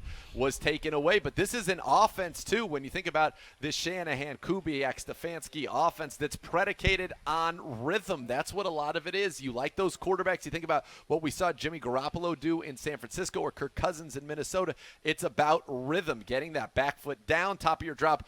Boom, the ball is out, or on those keepers, you roll out and you have reads high to low in many cases, and then you go ahead and deliver the football. But it's a rhythm-based offense. You like to see how his eyes, if the camera stays on him, you can watch his progression as he moves his eyes through his targets. You like to see that. Gilbert again, nice rhythm throw it. Donovan Peoples-Jones, and he just there's something about seeing him in pads and in a Browns uniform. I was excited when you go and you look at the numbers and you see some of the highlight reel plays that he made at Michigan. But there's something about him, seeing him out here, that I think he has looked very, very good in the early going. Again, not a guy that's going to be counted on. It's not a situation where he's coming in and he's got to be ready week 1. He's going to get time to mature and time to grow into this offense as we see the Browns getting ready now for the second team portion of the day. Baker Mayfield leading that starting offensive group out there with Kareem Hunt joining him in the backfield. As, of course, Nick Chubb not practicing today. He is in the NFL's concussion protocol. What do you want to see here from this offense right now? I want to see them move the ball, especially when they hand it off. I want to see the big guys up front create holes and allow these guys to get down the field. And you see the play action. He's still with that. Completions. There we go. Listen, you want a completion right now. It seems pretty simple to me. You throw the ball to 81. 81 is open, and he's catching. If it's near him, Is he's he going a to catch tight it. end? He is a tight end. He looks like a receiver, He doesn't looks like a receiver, and I'm excited to see his versatility, being able to line up on the offensive line to block, but to be out there like a receiver. Like I said, I keep thinking that's Hollywood Higgins because of the 81, but I'm excited to see how fast he moves, how fast he transitions, his hips, and then the on-time pass by our quarterback in Baker Mayfield. Absolutely. That was beautiful. Rolling out, as we talked about, the movement in this offense for the quarterback, the play action. He rolls out to the left, and he finds Austin Hooper. They've connected a couple of times today. And I'd say the tight ends, Austin Hooper and also Harrison Bryant, who we talked about earlier, they're having a very nice day. Given the amount of weapons on this team, I could call Austin Hooper, I could call him a sleeper. A guy who you didn't think that would have such success. He may be one of those guys that defenses prepare for. And there it is. You wanted to see a nice run. That was the stretch. Great patience there by Kareem Hunt. And then the explosion through for a nice gain on the ground. And Kareem Hunt, there aren't many teams where you could say, man, we are not able to have, the second leading rusher in the NFL, and that's going to be a huge blow to your offense. Well, when you got Kareem Hunt, who's also been the leading rusher in the NFL back in 2017, it doesn't miss a beat. Yes, definitely. And Kareem Hunt running the ball, he's definitely not a sleeper. No. And that's definitely just a Tuesday for a guy like Kareem Hunt. But you love to see him get the ball in the open field, still utilizing that stiff arm to gain more yards downfield. Little handoff again, and it's Kareem Hunt off the left side behind the rookie Jedrick Wills for a nice gain. You start to see a little hole open up there. We're obviously not in a full contact to the ground period as the Browns, again, exercising caution, but two good runs from Kareem Hunt, and that followed the pass to Austin Hooper. So this is what you want to see. This is the nice sequence from the first-team offense, battling back after a rough start that saw Denzel Ward get his hands on and take away with an interception, a pass from Baker. Yes, I credit that the running, not to take anything away from Kareem Hunt, but I credit the running to the offensive line. They're doing their job today. They must have looked at film and corrected those mistakes from the other day. And there it is, in rhythm. And I think what we're seeing here with the camera angles we're using where you're in tight, when he gets it on the back foot and the ball comes out, we're seeing a lot of completions. That was two good runs, two good completions, one to Austin Hooper, one to Jarvis Landry in that period for Baker Mayfield in the first-team offense. That's the best, and it's early in camp, but that was the best four-play sequence we've seen from the offense thus far. Yes, they definitely picked it up a notch.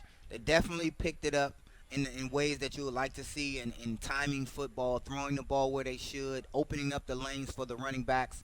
They're on pace to have a good practice. It is a good start. Case Keenum there. A little stretch to the right. Dontrell Hilliard cuts it back, and he is met immediately in the hole by Jacob Phillips. And Jacob Phillips, we've seen him involved in a lot of plays today, both as a blitzer. We saw him get to Case Keenum earlier, and then right there as a tackler. And Phillips and Delpit, the two LSU guys who are used to being in the huddle together, looking good here on day two. And it's another good day, really, for Jacob Phillips.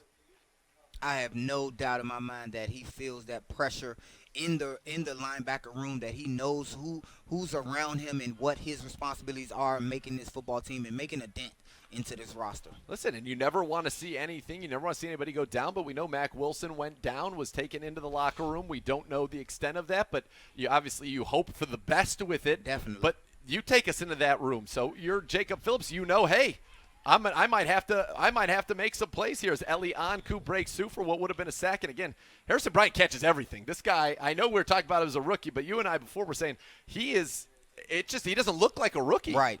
And that's all these tight ends as we're going into it.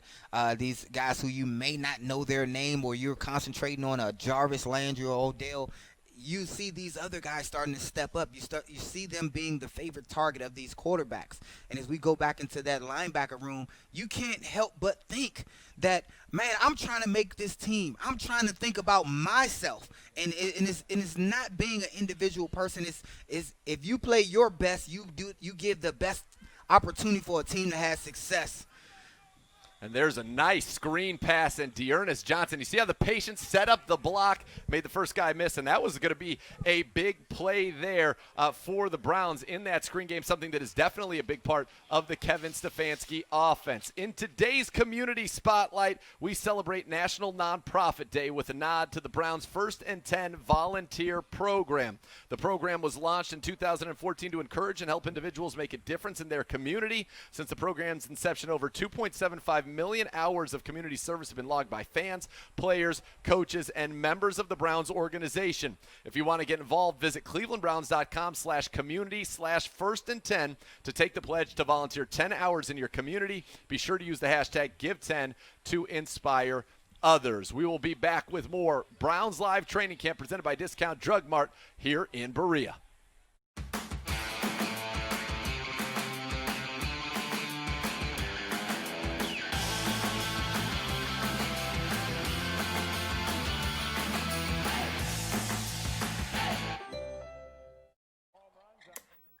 Okay, eyes on me. First, we're gonna start Ohio's 529 plan. Tax-free, baby. Pretty soon, we've got another base hit to right field. Oh, but let's say one of us gets a promotion. Oh, now we're at the 30. We're at the 40. With time running down on the clock, we get a grandparent assist, and it's goal! Ohio's 529 plan is how you win at college savings. Learn more at collegeadvantage.com.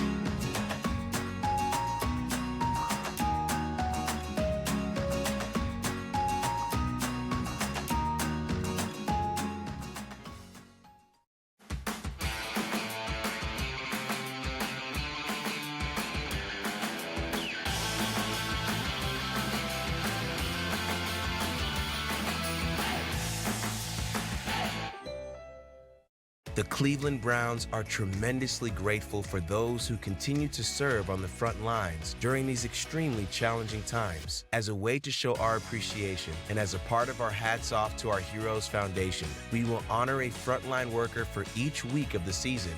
Nominate any frontline worker that you know for a chance to be honored with an exclusive Browns game day experience. Learn more by visiting clevelandbrowns.com/nominate-a-hero.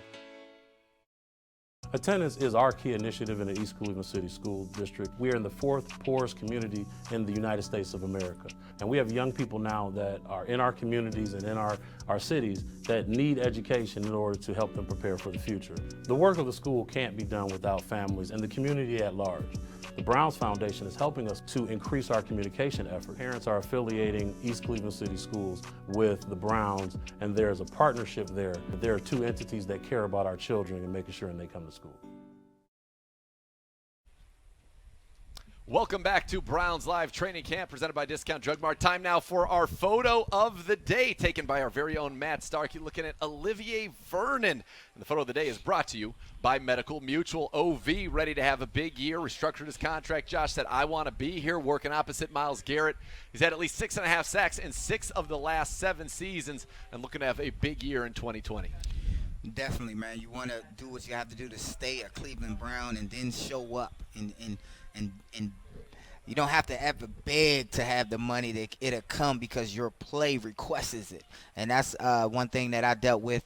And the great Jim Brown gave me that information. Said, hey, man, if you play good, you get paid good. And that's one thing, one information, listening to a great guy like Jim Brown tell you that, and you just got to listen. That's gotta right. say, you know what? You're right, and play the game of football. That's good advice. And, when you play well, everything else takes care of falls itself. Into place. That's right. Yes, sir. It falls into place for you. Nathan Segura alongside Browns legend Josh Cribbs. We are live in Berea. We've seen a lot today at this practice. I think the offense really bouncing back nicely today, Josh. And we saw Kareem Hunt with some good runs. We've seen Austin Hooper. We've seen Odell Beckham Jr. with some nice catches. And Dearness Johnson with some nice runs as well later on in this as we got through this team drill. Yeah, I love the acceleration and the burst from Dearness. And when you compare the two, again, I'm talking about about Dearness and Dontrell because of the battle that they have brewing. Sure. You know, not just special teams wise, but who's going to help this team offensively the most.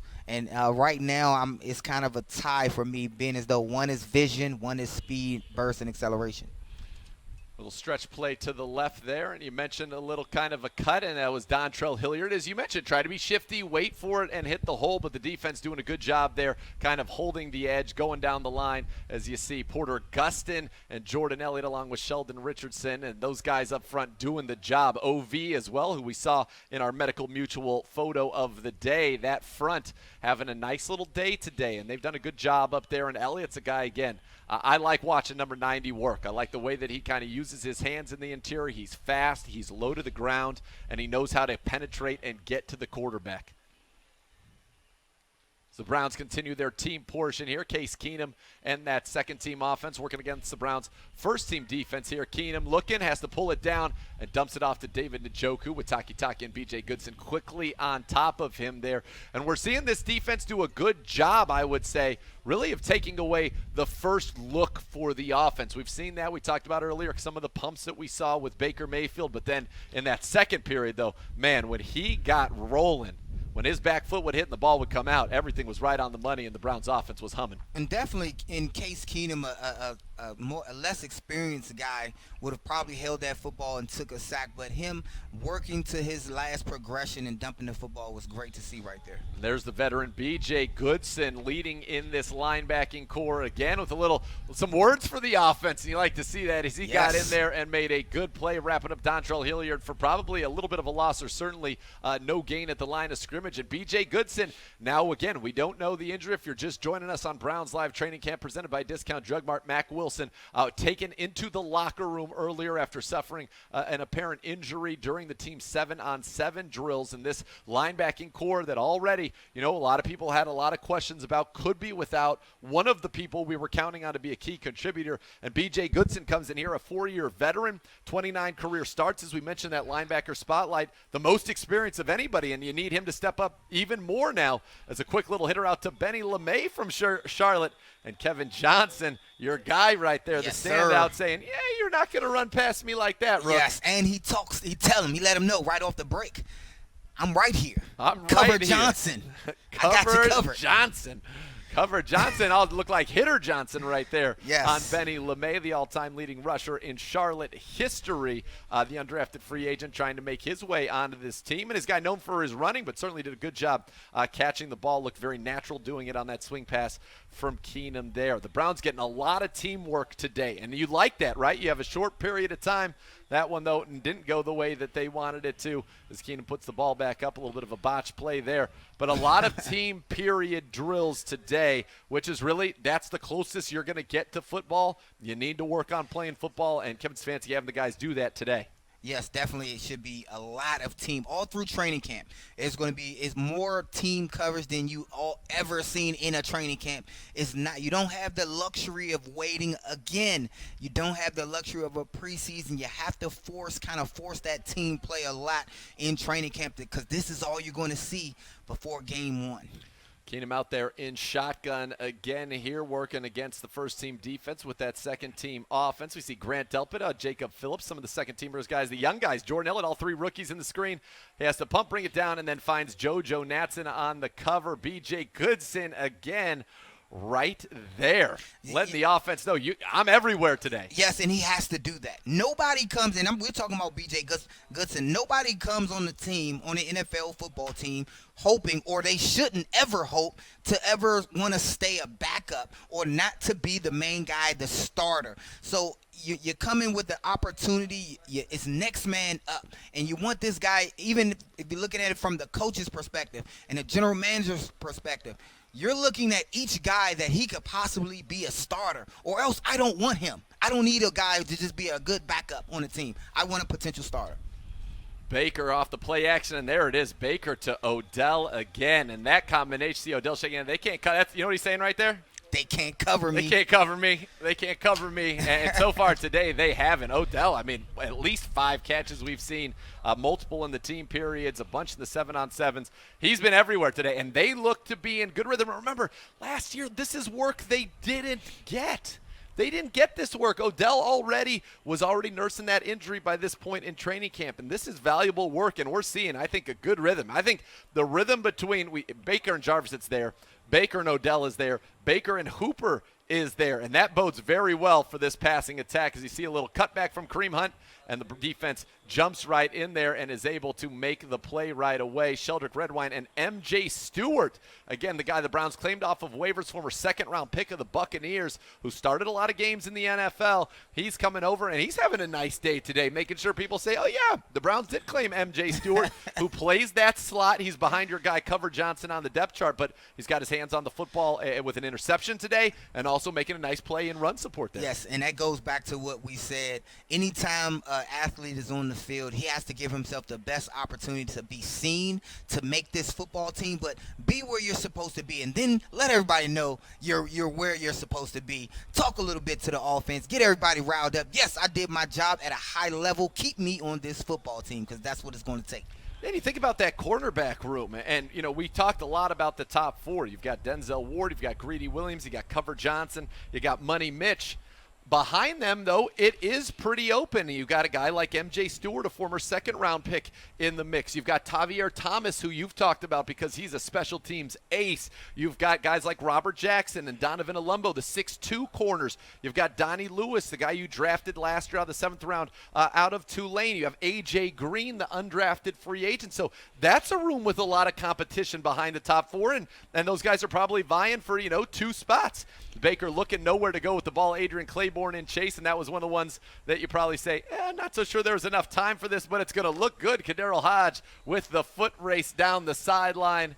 We'll go ahead and flip the ball. We'll call that a touchdown for you. Kaderil gets a little dance. He's getting a little dance on right there. I have to call that a touchdown only because I've seen plays like this where Baker was able to sustain the down longer with his feet. He can extend the plays, and that's reminiscent of a guy down across the pond over there. I don't want to really say his name. I know who you're talking about. We got 6 and number 7, yes, and he does extend some plays from time to time. And listen, that happens. It's not guaranteed to get a hand on a guy. It's going to be a sack, and Baker Mayfield finding Kaderil Hodge after what we would call a broken play, a long, slow-developing play. But Kaderil Hodge, again, we called his name earlier. Every day he does somewhere. You say, oh, yeah, there's Kaderil Hodge again. Oh, I like this little tight end screen back to Austin Hooper off the stretch. He's having a nice day. I'm telling you right now. You said he's a sleeper, and I'll say. I'm telling you. So I was on CBS Fantasy Football today. Okay. And one of the guys they didn't love in their projections was Austin Hooper. I said, listen, guys, I'm out here. I see him. I think he's going to be a star. And they said, well, you got Odell, and you got Jarvis, and you got Chubb, and you got Hunt, and is he going to get lost in the mix?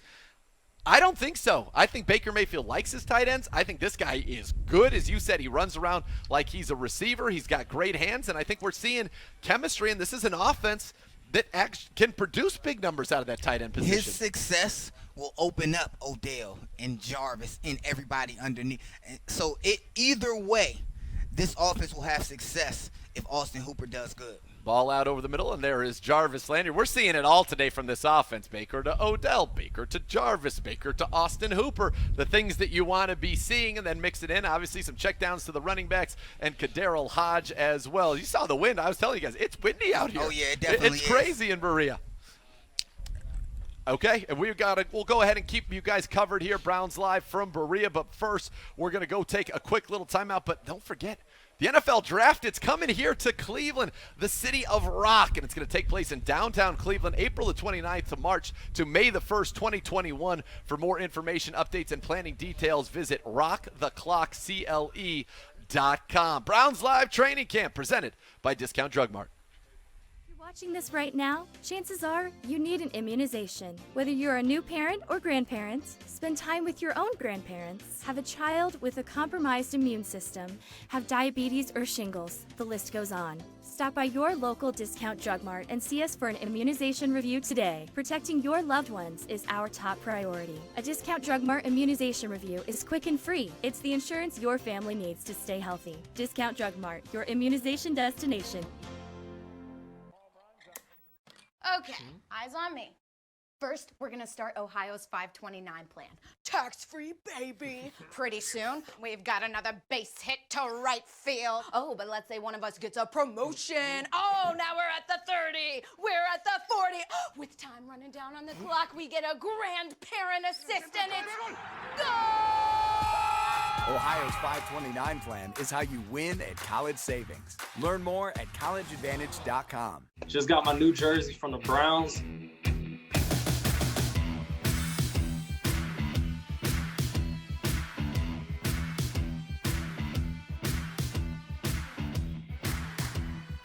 And it looks like we're going a little bit more traditional this year.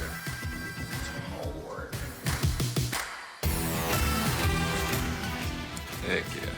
Well, I like the white one. Back to the good old days.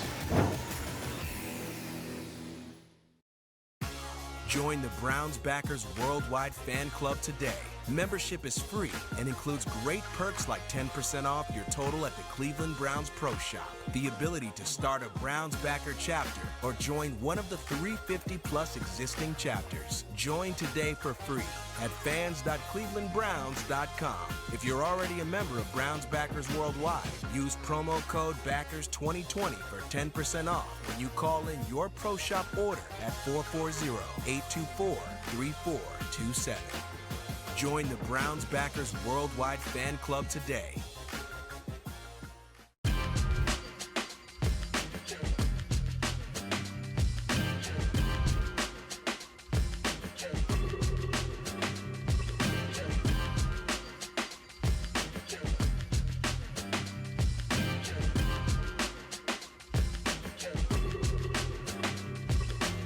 I can catch that. Pass you. You see my highlight tape yet?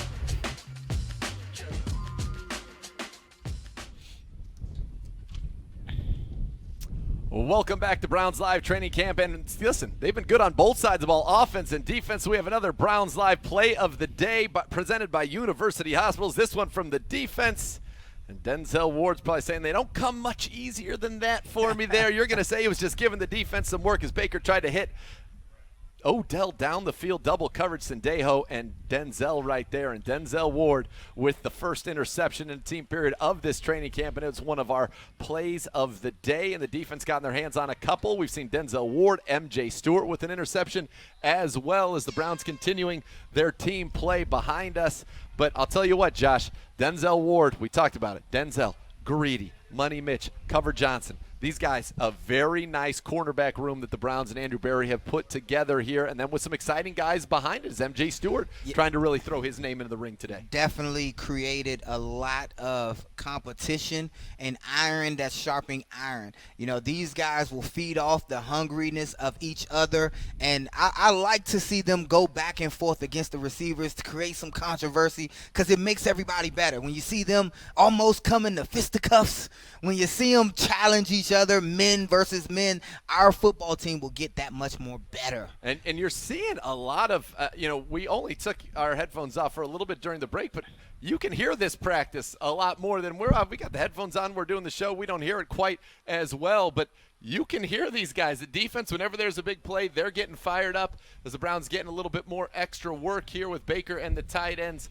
putting in some work. See Austin Hooper there, the nice one-handed grab looking routine. But this has been a practice today. We've seen a ton of team drills. I thought the defense certainly has had their moments, some big plays. Some of the guys that really stood out, B.J. Goodson, I thought had a great day and a day that you needed, especially when you saw Mack Wilson unfortunately go to the locker room. No update yet on his condition. Look for one later today on the Cleveland Browns mobile app or Browns.com as well. But I thought B.J. Goodson had a nice day, and he needed it. And I want to see him continually progress. He can't have just a good day today and then we don't hear back from him, after a couple days. We want to see continued great days put together, string them along day after day from B.J. Goodson. I think he has a great opportunity to slide on in a position, like I said, next man up no matter the injury. What do you think about this list I put together? Baker's Talk to me. Favorites. Baker's favorites. Okay. Austin Hooper, I have as number one. And this is straight throwing the football. Odell at number 2, getting the receptions. Jarvis, than Kareem Hunt. What do you think about that list? Listen, it's a list of a lot of superstars is what it is. And I think you could say today, because we saw Odell probably catch 5 or 6, Hoop caught 4 or 5. We got Jarvis with you could say 1A, 1B, 1C. Right. And then Kareem Hunt, when everything's taken away, hand it off to him. He picks up a lot of yards, throw it to him. It's a good problem to have. I think Austin Hooper, though, to your point, there is definitely a chemistry there. They worked hard together this offseason, as you see Baker finding Hoop over the middle there. And he just moves so easily, does Austin Hooper. And Baker knows if I put it near him, he's going to catch it. But today was a great day for Baker Mayfield. The interception we saw, that was a slow start. After that first set of 4 reps, that first-team offense played very, very well today. The ball really didn't hit the ground. And as I said, it was Baker to Odell. It was Baker to Jarvis. It was Baker to Austin Hooper, and even had the scramble and that pass up the sideline to Kaderil Hodge. But this is an encouraging day because the rhythm was there for Baker Mayfield. The accuracy, the ball placement was there. And I think the offense really took a nice step forward after some tough stuff. You see the bomb down to Odell Beckham Jr. I don't think Odell's going to be happy about being number 2 on your list, Josh, but we're going to say they're all in a tier together. Touchdown Browns. Yes, and what you see here is chemistry being formed. It seems like Odell and Baker already they're just rekindling that chemistry, but the chemistry that's brewing between Austin Hooper and Baker Mayfield, I believe that will progress. That will be a force that teams will have to try to play a safety over the top. They'll have to try to play a nickel type of defense in order to contain that, because if you look at the high-poweredness of our offense throwing the football alone, it begs the question again, how will you defend these guys if not playing a nickel on down 1? On first down, nickel. And if you play that nickel, you're going to get a lot of Nick Chubb, and you're getting a lot of Kareem Hunt with those 2 tight end sets, and the Browns running the ball down your throat, and then the play action, you're going to be so worried about selling out, stop the run. That's when they're going to hit you with those big plays over top. But that's what this offense is supposed to do. Right. We've said it on paper. We're only seeing it in here in Berea. We're not going to get to see it. We're not going to get a sneak peek of anything until September the 13th in Baltimore when it's real. But it's an offense that, with these weapons, and you see the chemistry as you talked about, has the potential to be elite. If I'm a defensive coordinator, what will I have an excuse? How would I have an excuse to save my job going against a team like the Cleveland Browns? And I can't give up plays to Odell Beckham. I can't give up deep routes to Jarvis. I can't let Austin Hooper keep beating us down the field in big plays. Defenses hate that. You will have to get it the long, hard way, and that's where Chubb and Kareem Hunt will make their money on this football team, racking up fantasy yards, racking up yards and touchdowns all over the field. If I'm a D coordinator, I'm going to make them two beat us. You're going to try, and it also opens up, though, what we call those long handoffs, those quick hitches on the outside where you pick up 7 and have a chance to get more yards. Still to come on today's Browns Live Training Camp presented by Discount Drug Mart. Larry Ogunjobi will be joining us live on the show as practice is wrapping up here in Berea.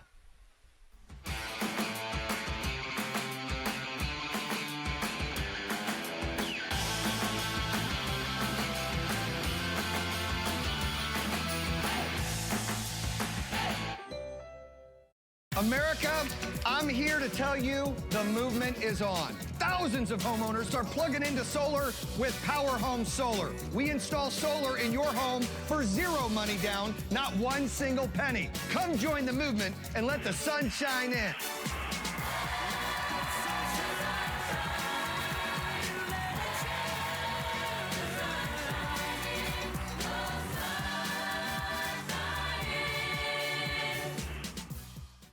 Hi, I'm John. I'm a pharmacist for Discount Drug Mart, but that's not all I am.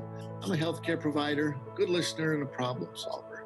I've been a pharmacist for Drug Mart for over 30 years, and that's a long time to get to know your patients. And each week we hear as many concerns as there are patients. Just the other day, I special ordered a medication for Mrs. Briscoe, just to make sure she didn't miss a dose. I'm proud that our patients trust me with their pharmacy needs, and I promise that Discount Drug Mart will always be there for you.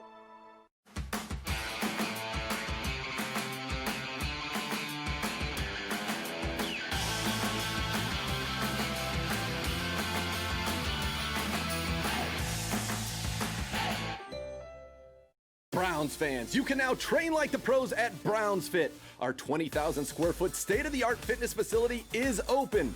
Browns Fit creates a safe and healthy environment for members and guests and showcases the latest in innovative fitness technology with personal training and much more. Located in the flats of downtown Cleveland on the second floor of the Aloft Hotel. Specials for Browns Fits are available for a limited time, so act now. Visit us at brownsfit.com today to become a member and train like the pros.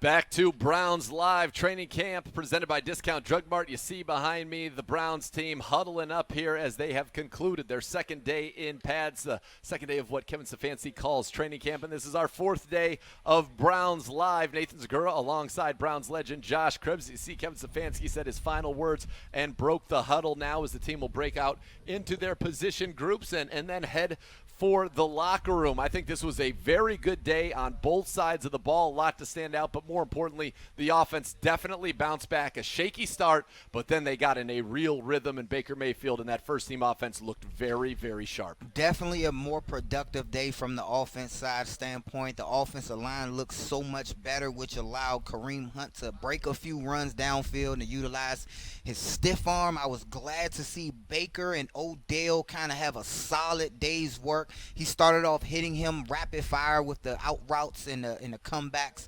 Jarvis Landry stuck his head in there a few times, but Austin Hooper is tremendously picking up the pace to be one of Baker's favorite guys on the football field, so I was glad to see that. And then defensively, B.J. Goodson showed out today. He stepped up, have to be more consistent, and Cover Johnson is consistently being a threat out there on the perimeter. No doubt about it. You see Baker Mayfield talking to his wide receiving core, and it was a great day for Baker and Odell and Baker and Jarvis, and you mentioned it, Baker and Austin Hooper having a very nice day as well. There's that offensive line. Jedrick Wills, Jack Conklin, the two new additions walking together there as they all head into the locker room. But yeah, good day for the offense. The defense definitely had its moments. Denzel Ward with the interception. MJ Stewart making his presence felt today with an interception. Also had a nice run stop as well. Jacob Phillips, I thought, again, a solid day for the rookie, but we mentioned Goodson, we mentioned Phillips. We might need them more than ever. Mack Wilson leaving today's practice, being taken into the locker room with an apparent injury. We will hopefully have more information for you on that, clevelandbrowns.com and the Browns mobile app, but this was an already thin linebacking core. Wilson was the guy who started 14 games a year ago, and obviously somebody the Browns were really counting on. He'd worked so hard on his body. We hope this is not serious, but we did see him get driven into the tent here and have to leave practice early with that injury. Yes, Mike Wilson, he's a guy who goes sideline to sideline, did a good job at moving back and forth, shuffling through the hole. When he sees that vision, he's attacked. He's also a guy that had to be tempered by Coach Stefanski because he was riling up too much and put a hit yesterday on Chubb, and that's his teammate. He has to take it easy, but again, he will be missed. I'm not sure about his injury. We're just going to hope and pray that he'll be out there in the days to come. But B.J. Goodson did show a lot of promise, stepping up when he needed to for his team. Yeah, your top linebackers now. Mack Wilson unavailable for a period of time. B.J. Goodson, we mentioned, with 29 career starts. You've got Sione Takitaki, last year's third-round pick. Jacob Phillips, a third-round pick this year. Tate Davis, number 55, stepped in, as well as guys like Willie Harvey, Solomon Ajayi, you mentioned, and Montrell Meander, the converted safety, as we see Larry Ogunjobi making his way over to the tent to talk to us today. Larry didn't practice today, so we'll ask him about that, but also, get a little sense for this defensive line room, and a defensive line that we saw, again, Jordan Elliott, a nice day, Sheldon Richardson. Those are two of the guys in that interior with Mr. Ogunjobi, and it is great to see him as always. It's sad from so far, but nonetheless, we're very happy to have him joining us as Mike Annarella, our PR ace over there, wiping down the equipment, making sure everybody is safe in these times.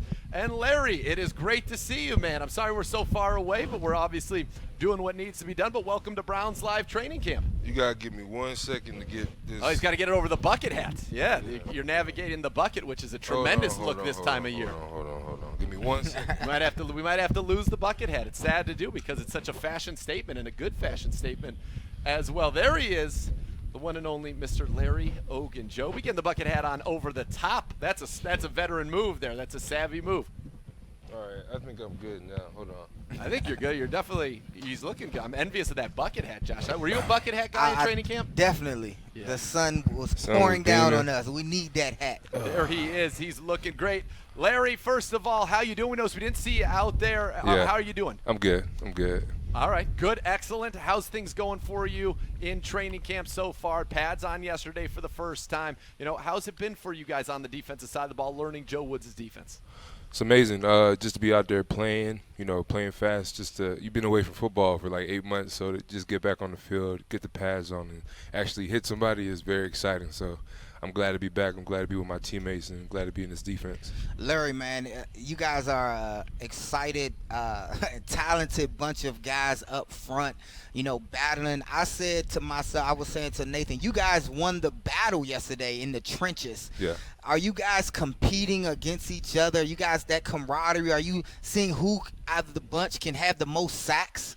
Tell me, what's definitely. it like over there? I feel like everything is a competition. I feel like, competition brings out the best in everybody. So when you have a room, you have a unit, you have a defense as a whole that just wants to be great, you have to push each other because that's what's really going to set you apart from every other defense in the league. So, of course, playful banter, all that kind of stuff. But when we get on this field, it's work, it's business. And the man across you got to feel you. So every day we come out here and we just got to put that work in. And I like the guys that we're around. I like the defense. I like just what we're doing as a unit because we really got this team thing together because that's the biggest thing.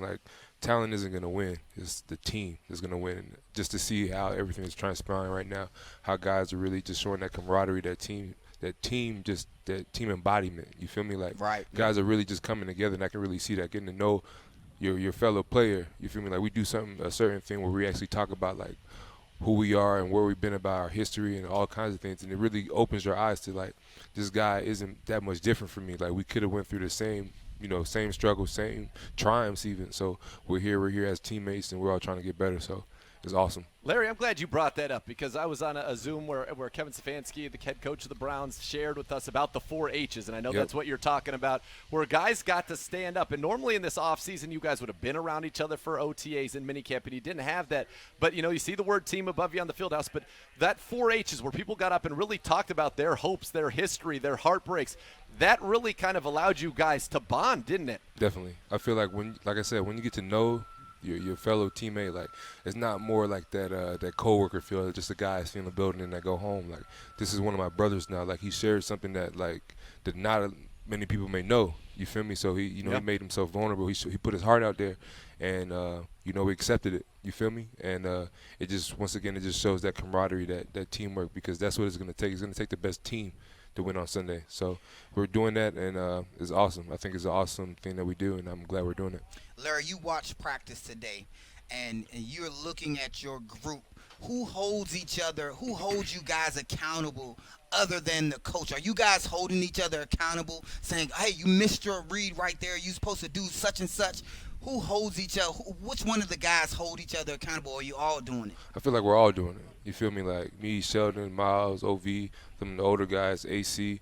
That's, we're setting that example. But then even the younger guys, when something's wrong, it's wrong. You feel me? And same way when something's right, it's right. And we all touch each other's money. So in order to be a great defense, in order to be a great team, you always have to be able to police yourself. You feel me?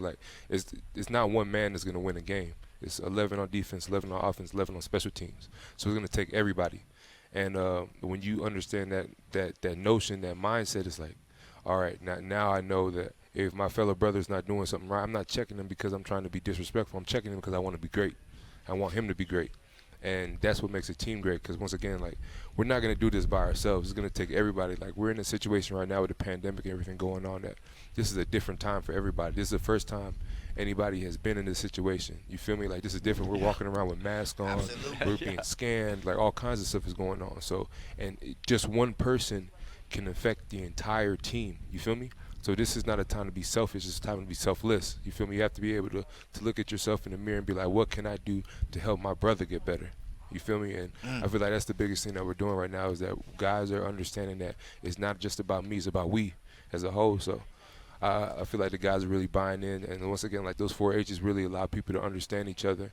And when you know somebody, you're going to play for them harder. So I love it. You feel me? I love being out here. I love being with my team. I want to be out there. You feel me? So it's good right now, and I'm going to check anybody who's doing wrong, and I expect them to do the same for me. So It's infectious, and I love hearing you say Yes. that, Larry. And I remember talking to you when you were first drafted, and here you are now entering your 4th season, 5.5 sacks each of the last 2 years. Chris Kiffin comes over to coach your D-line room. He was with the Niners. We all know what that defensive line did. Joe Woods was with them. We know what that defense did. How excited are you for this season, knowing the potential and knowing this is a defense where, look, a lot of investment made up front in you guys and expecting you guys and freeing you guys, more importantly, to go get the quarterback? Yeah, I love it. Like I said, I couldn't wait to get back. Couldn't wait to just be out here playing because, you know, this off season, I just so many guys have seen just work hard, putting that work in, and just to be able to come out here and just put it all out there. You feel me? Like, we have the right coaches, we have the right staff, we have the right people in the front office, and we have the right players. And now it's just putting it all together and going out and playing on Sunday, just playing fast, having a good time. Like, the hard work, that was done. You feel me? Like, that's what the off season was for, grinding and working hard and you know, sowing that seed. And now it's time to reap it during the season. So I'm excited. I'm ready. I can't wait. Larry, one of the things we do on Browns Live is gives our fans the chance to talk to their favorite Browns players. And so we have a question for you from one of the fans, from @WordDrew. What has been the greatest motivation for you personally this offseason? I just feel like, for me, is that I just want to be great. You feel me? Not just great for myself personally, just for the team. You feel me? Like, we've gone through a lot of, you know, growing periods. I got drafted here in 17 and, you know, the losing seasons, all that kind of stuff. But I want to be part of that spark that takes it over the edge. I want to be great so my team can be great. So I can take care of my mom, take care of my dad, take care of my sister, you know, get them to a situation where, like, life is just good. You feel me? Like, Yes. that's what I want to do. And I've been blessed. You know, I'm the first ever drafted from my college, and I want to let, you know, anybody that goes to my school, anybody who starts, you know, from a situation that isn't the prominent, the big-time schools, that you can do it. You feel me? Like, it just takes hard work, dedication, and want to. So I just want my story to be an example that if you really want something, you can just go out and get it. All right, and we have another fan question as well for Larry, and that's from @That'sCrazyB. What are some expectations you have for yourself for this upcoming season? Double-digit sacks, like, Let's just go. Ready. Just gotta Let's get it. go. You Yes, feel me? Like, indeed. you gotta manifest it. If you want something, you gotta speak in existence. You feel me? Yes. Be the best D tackle I can. You feel me? Bring a championship to Cleveland. Like, that's what we want to do, and that's what we're gonna do. So, just take it one day at a time. You feel me? Like, the only got me pressure hyped. on us is on us. You feel me? Like, no external pressure, none of that. Like, it's all in-house. You feel me? Like, if we want to be great, then we're gonna be great in here.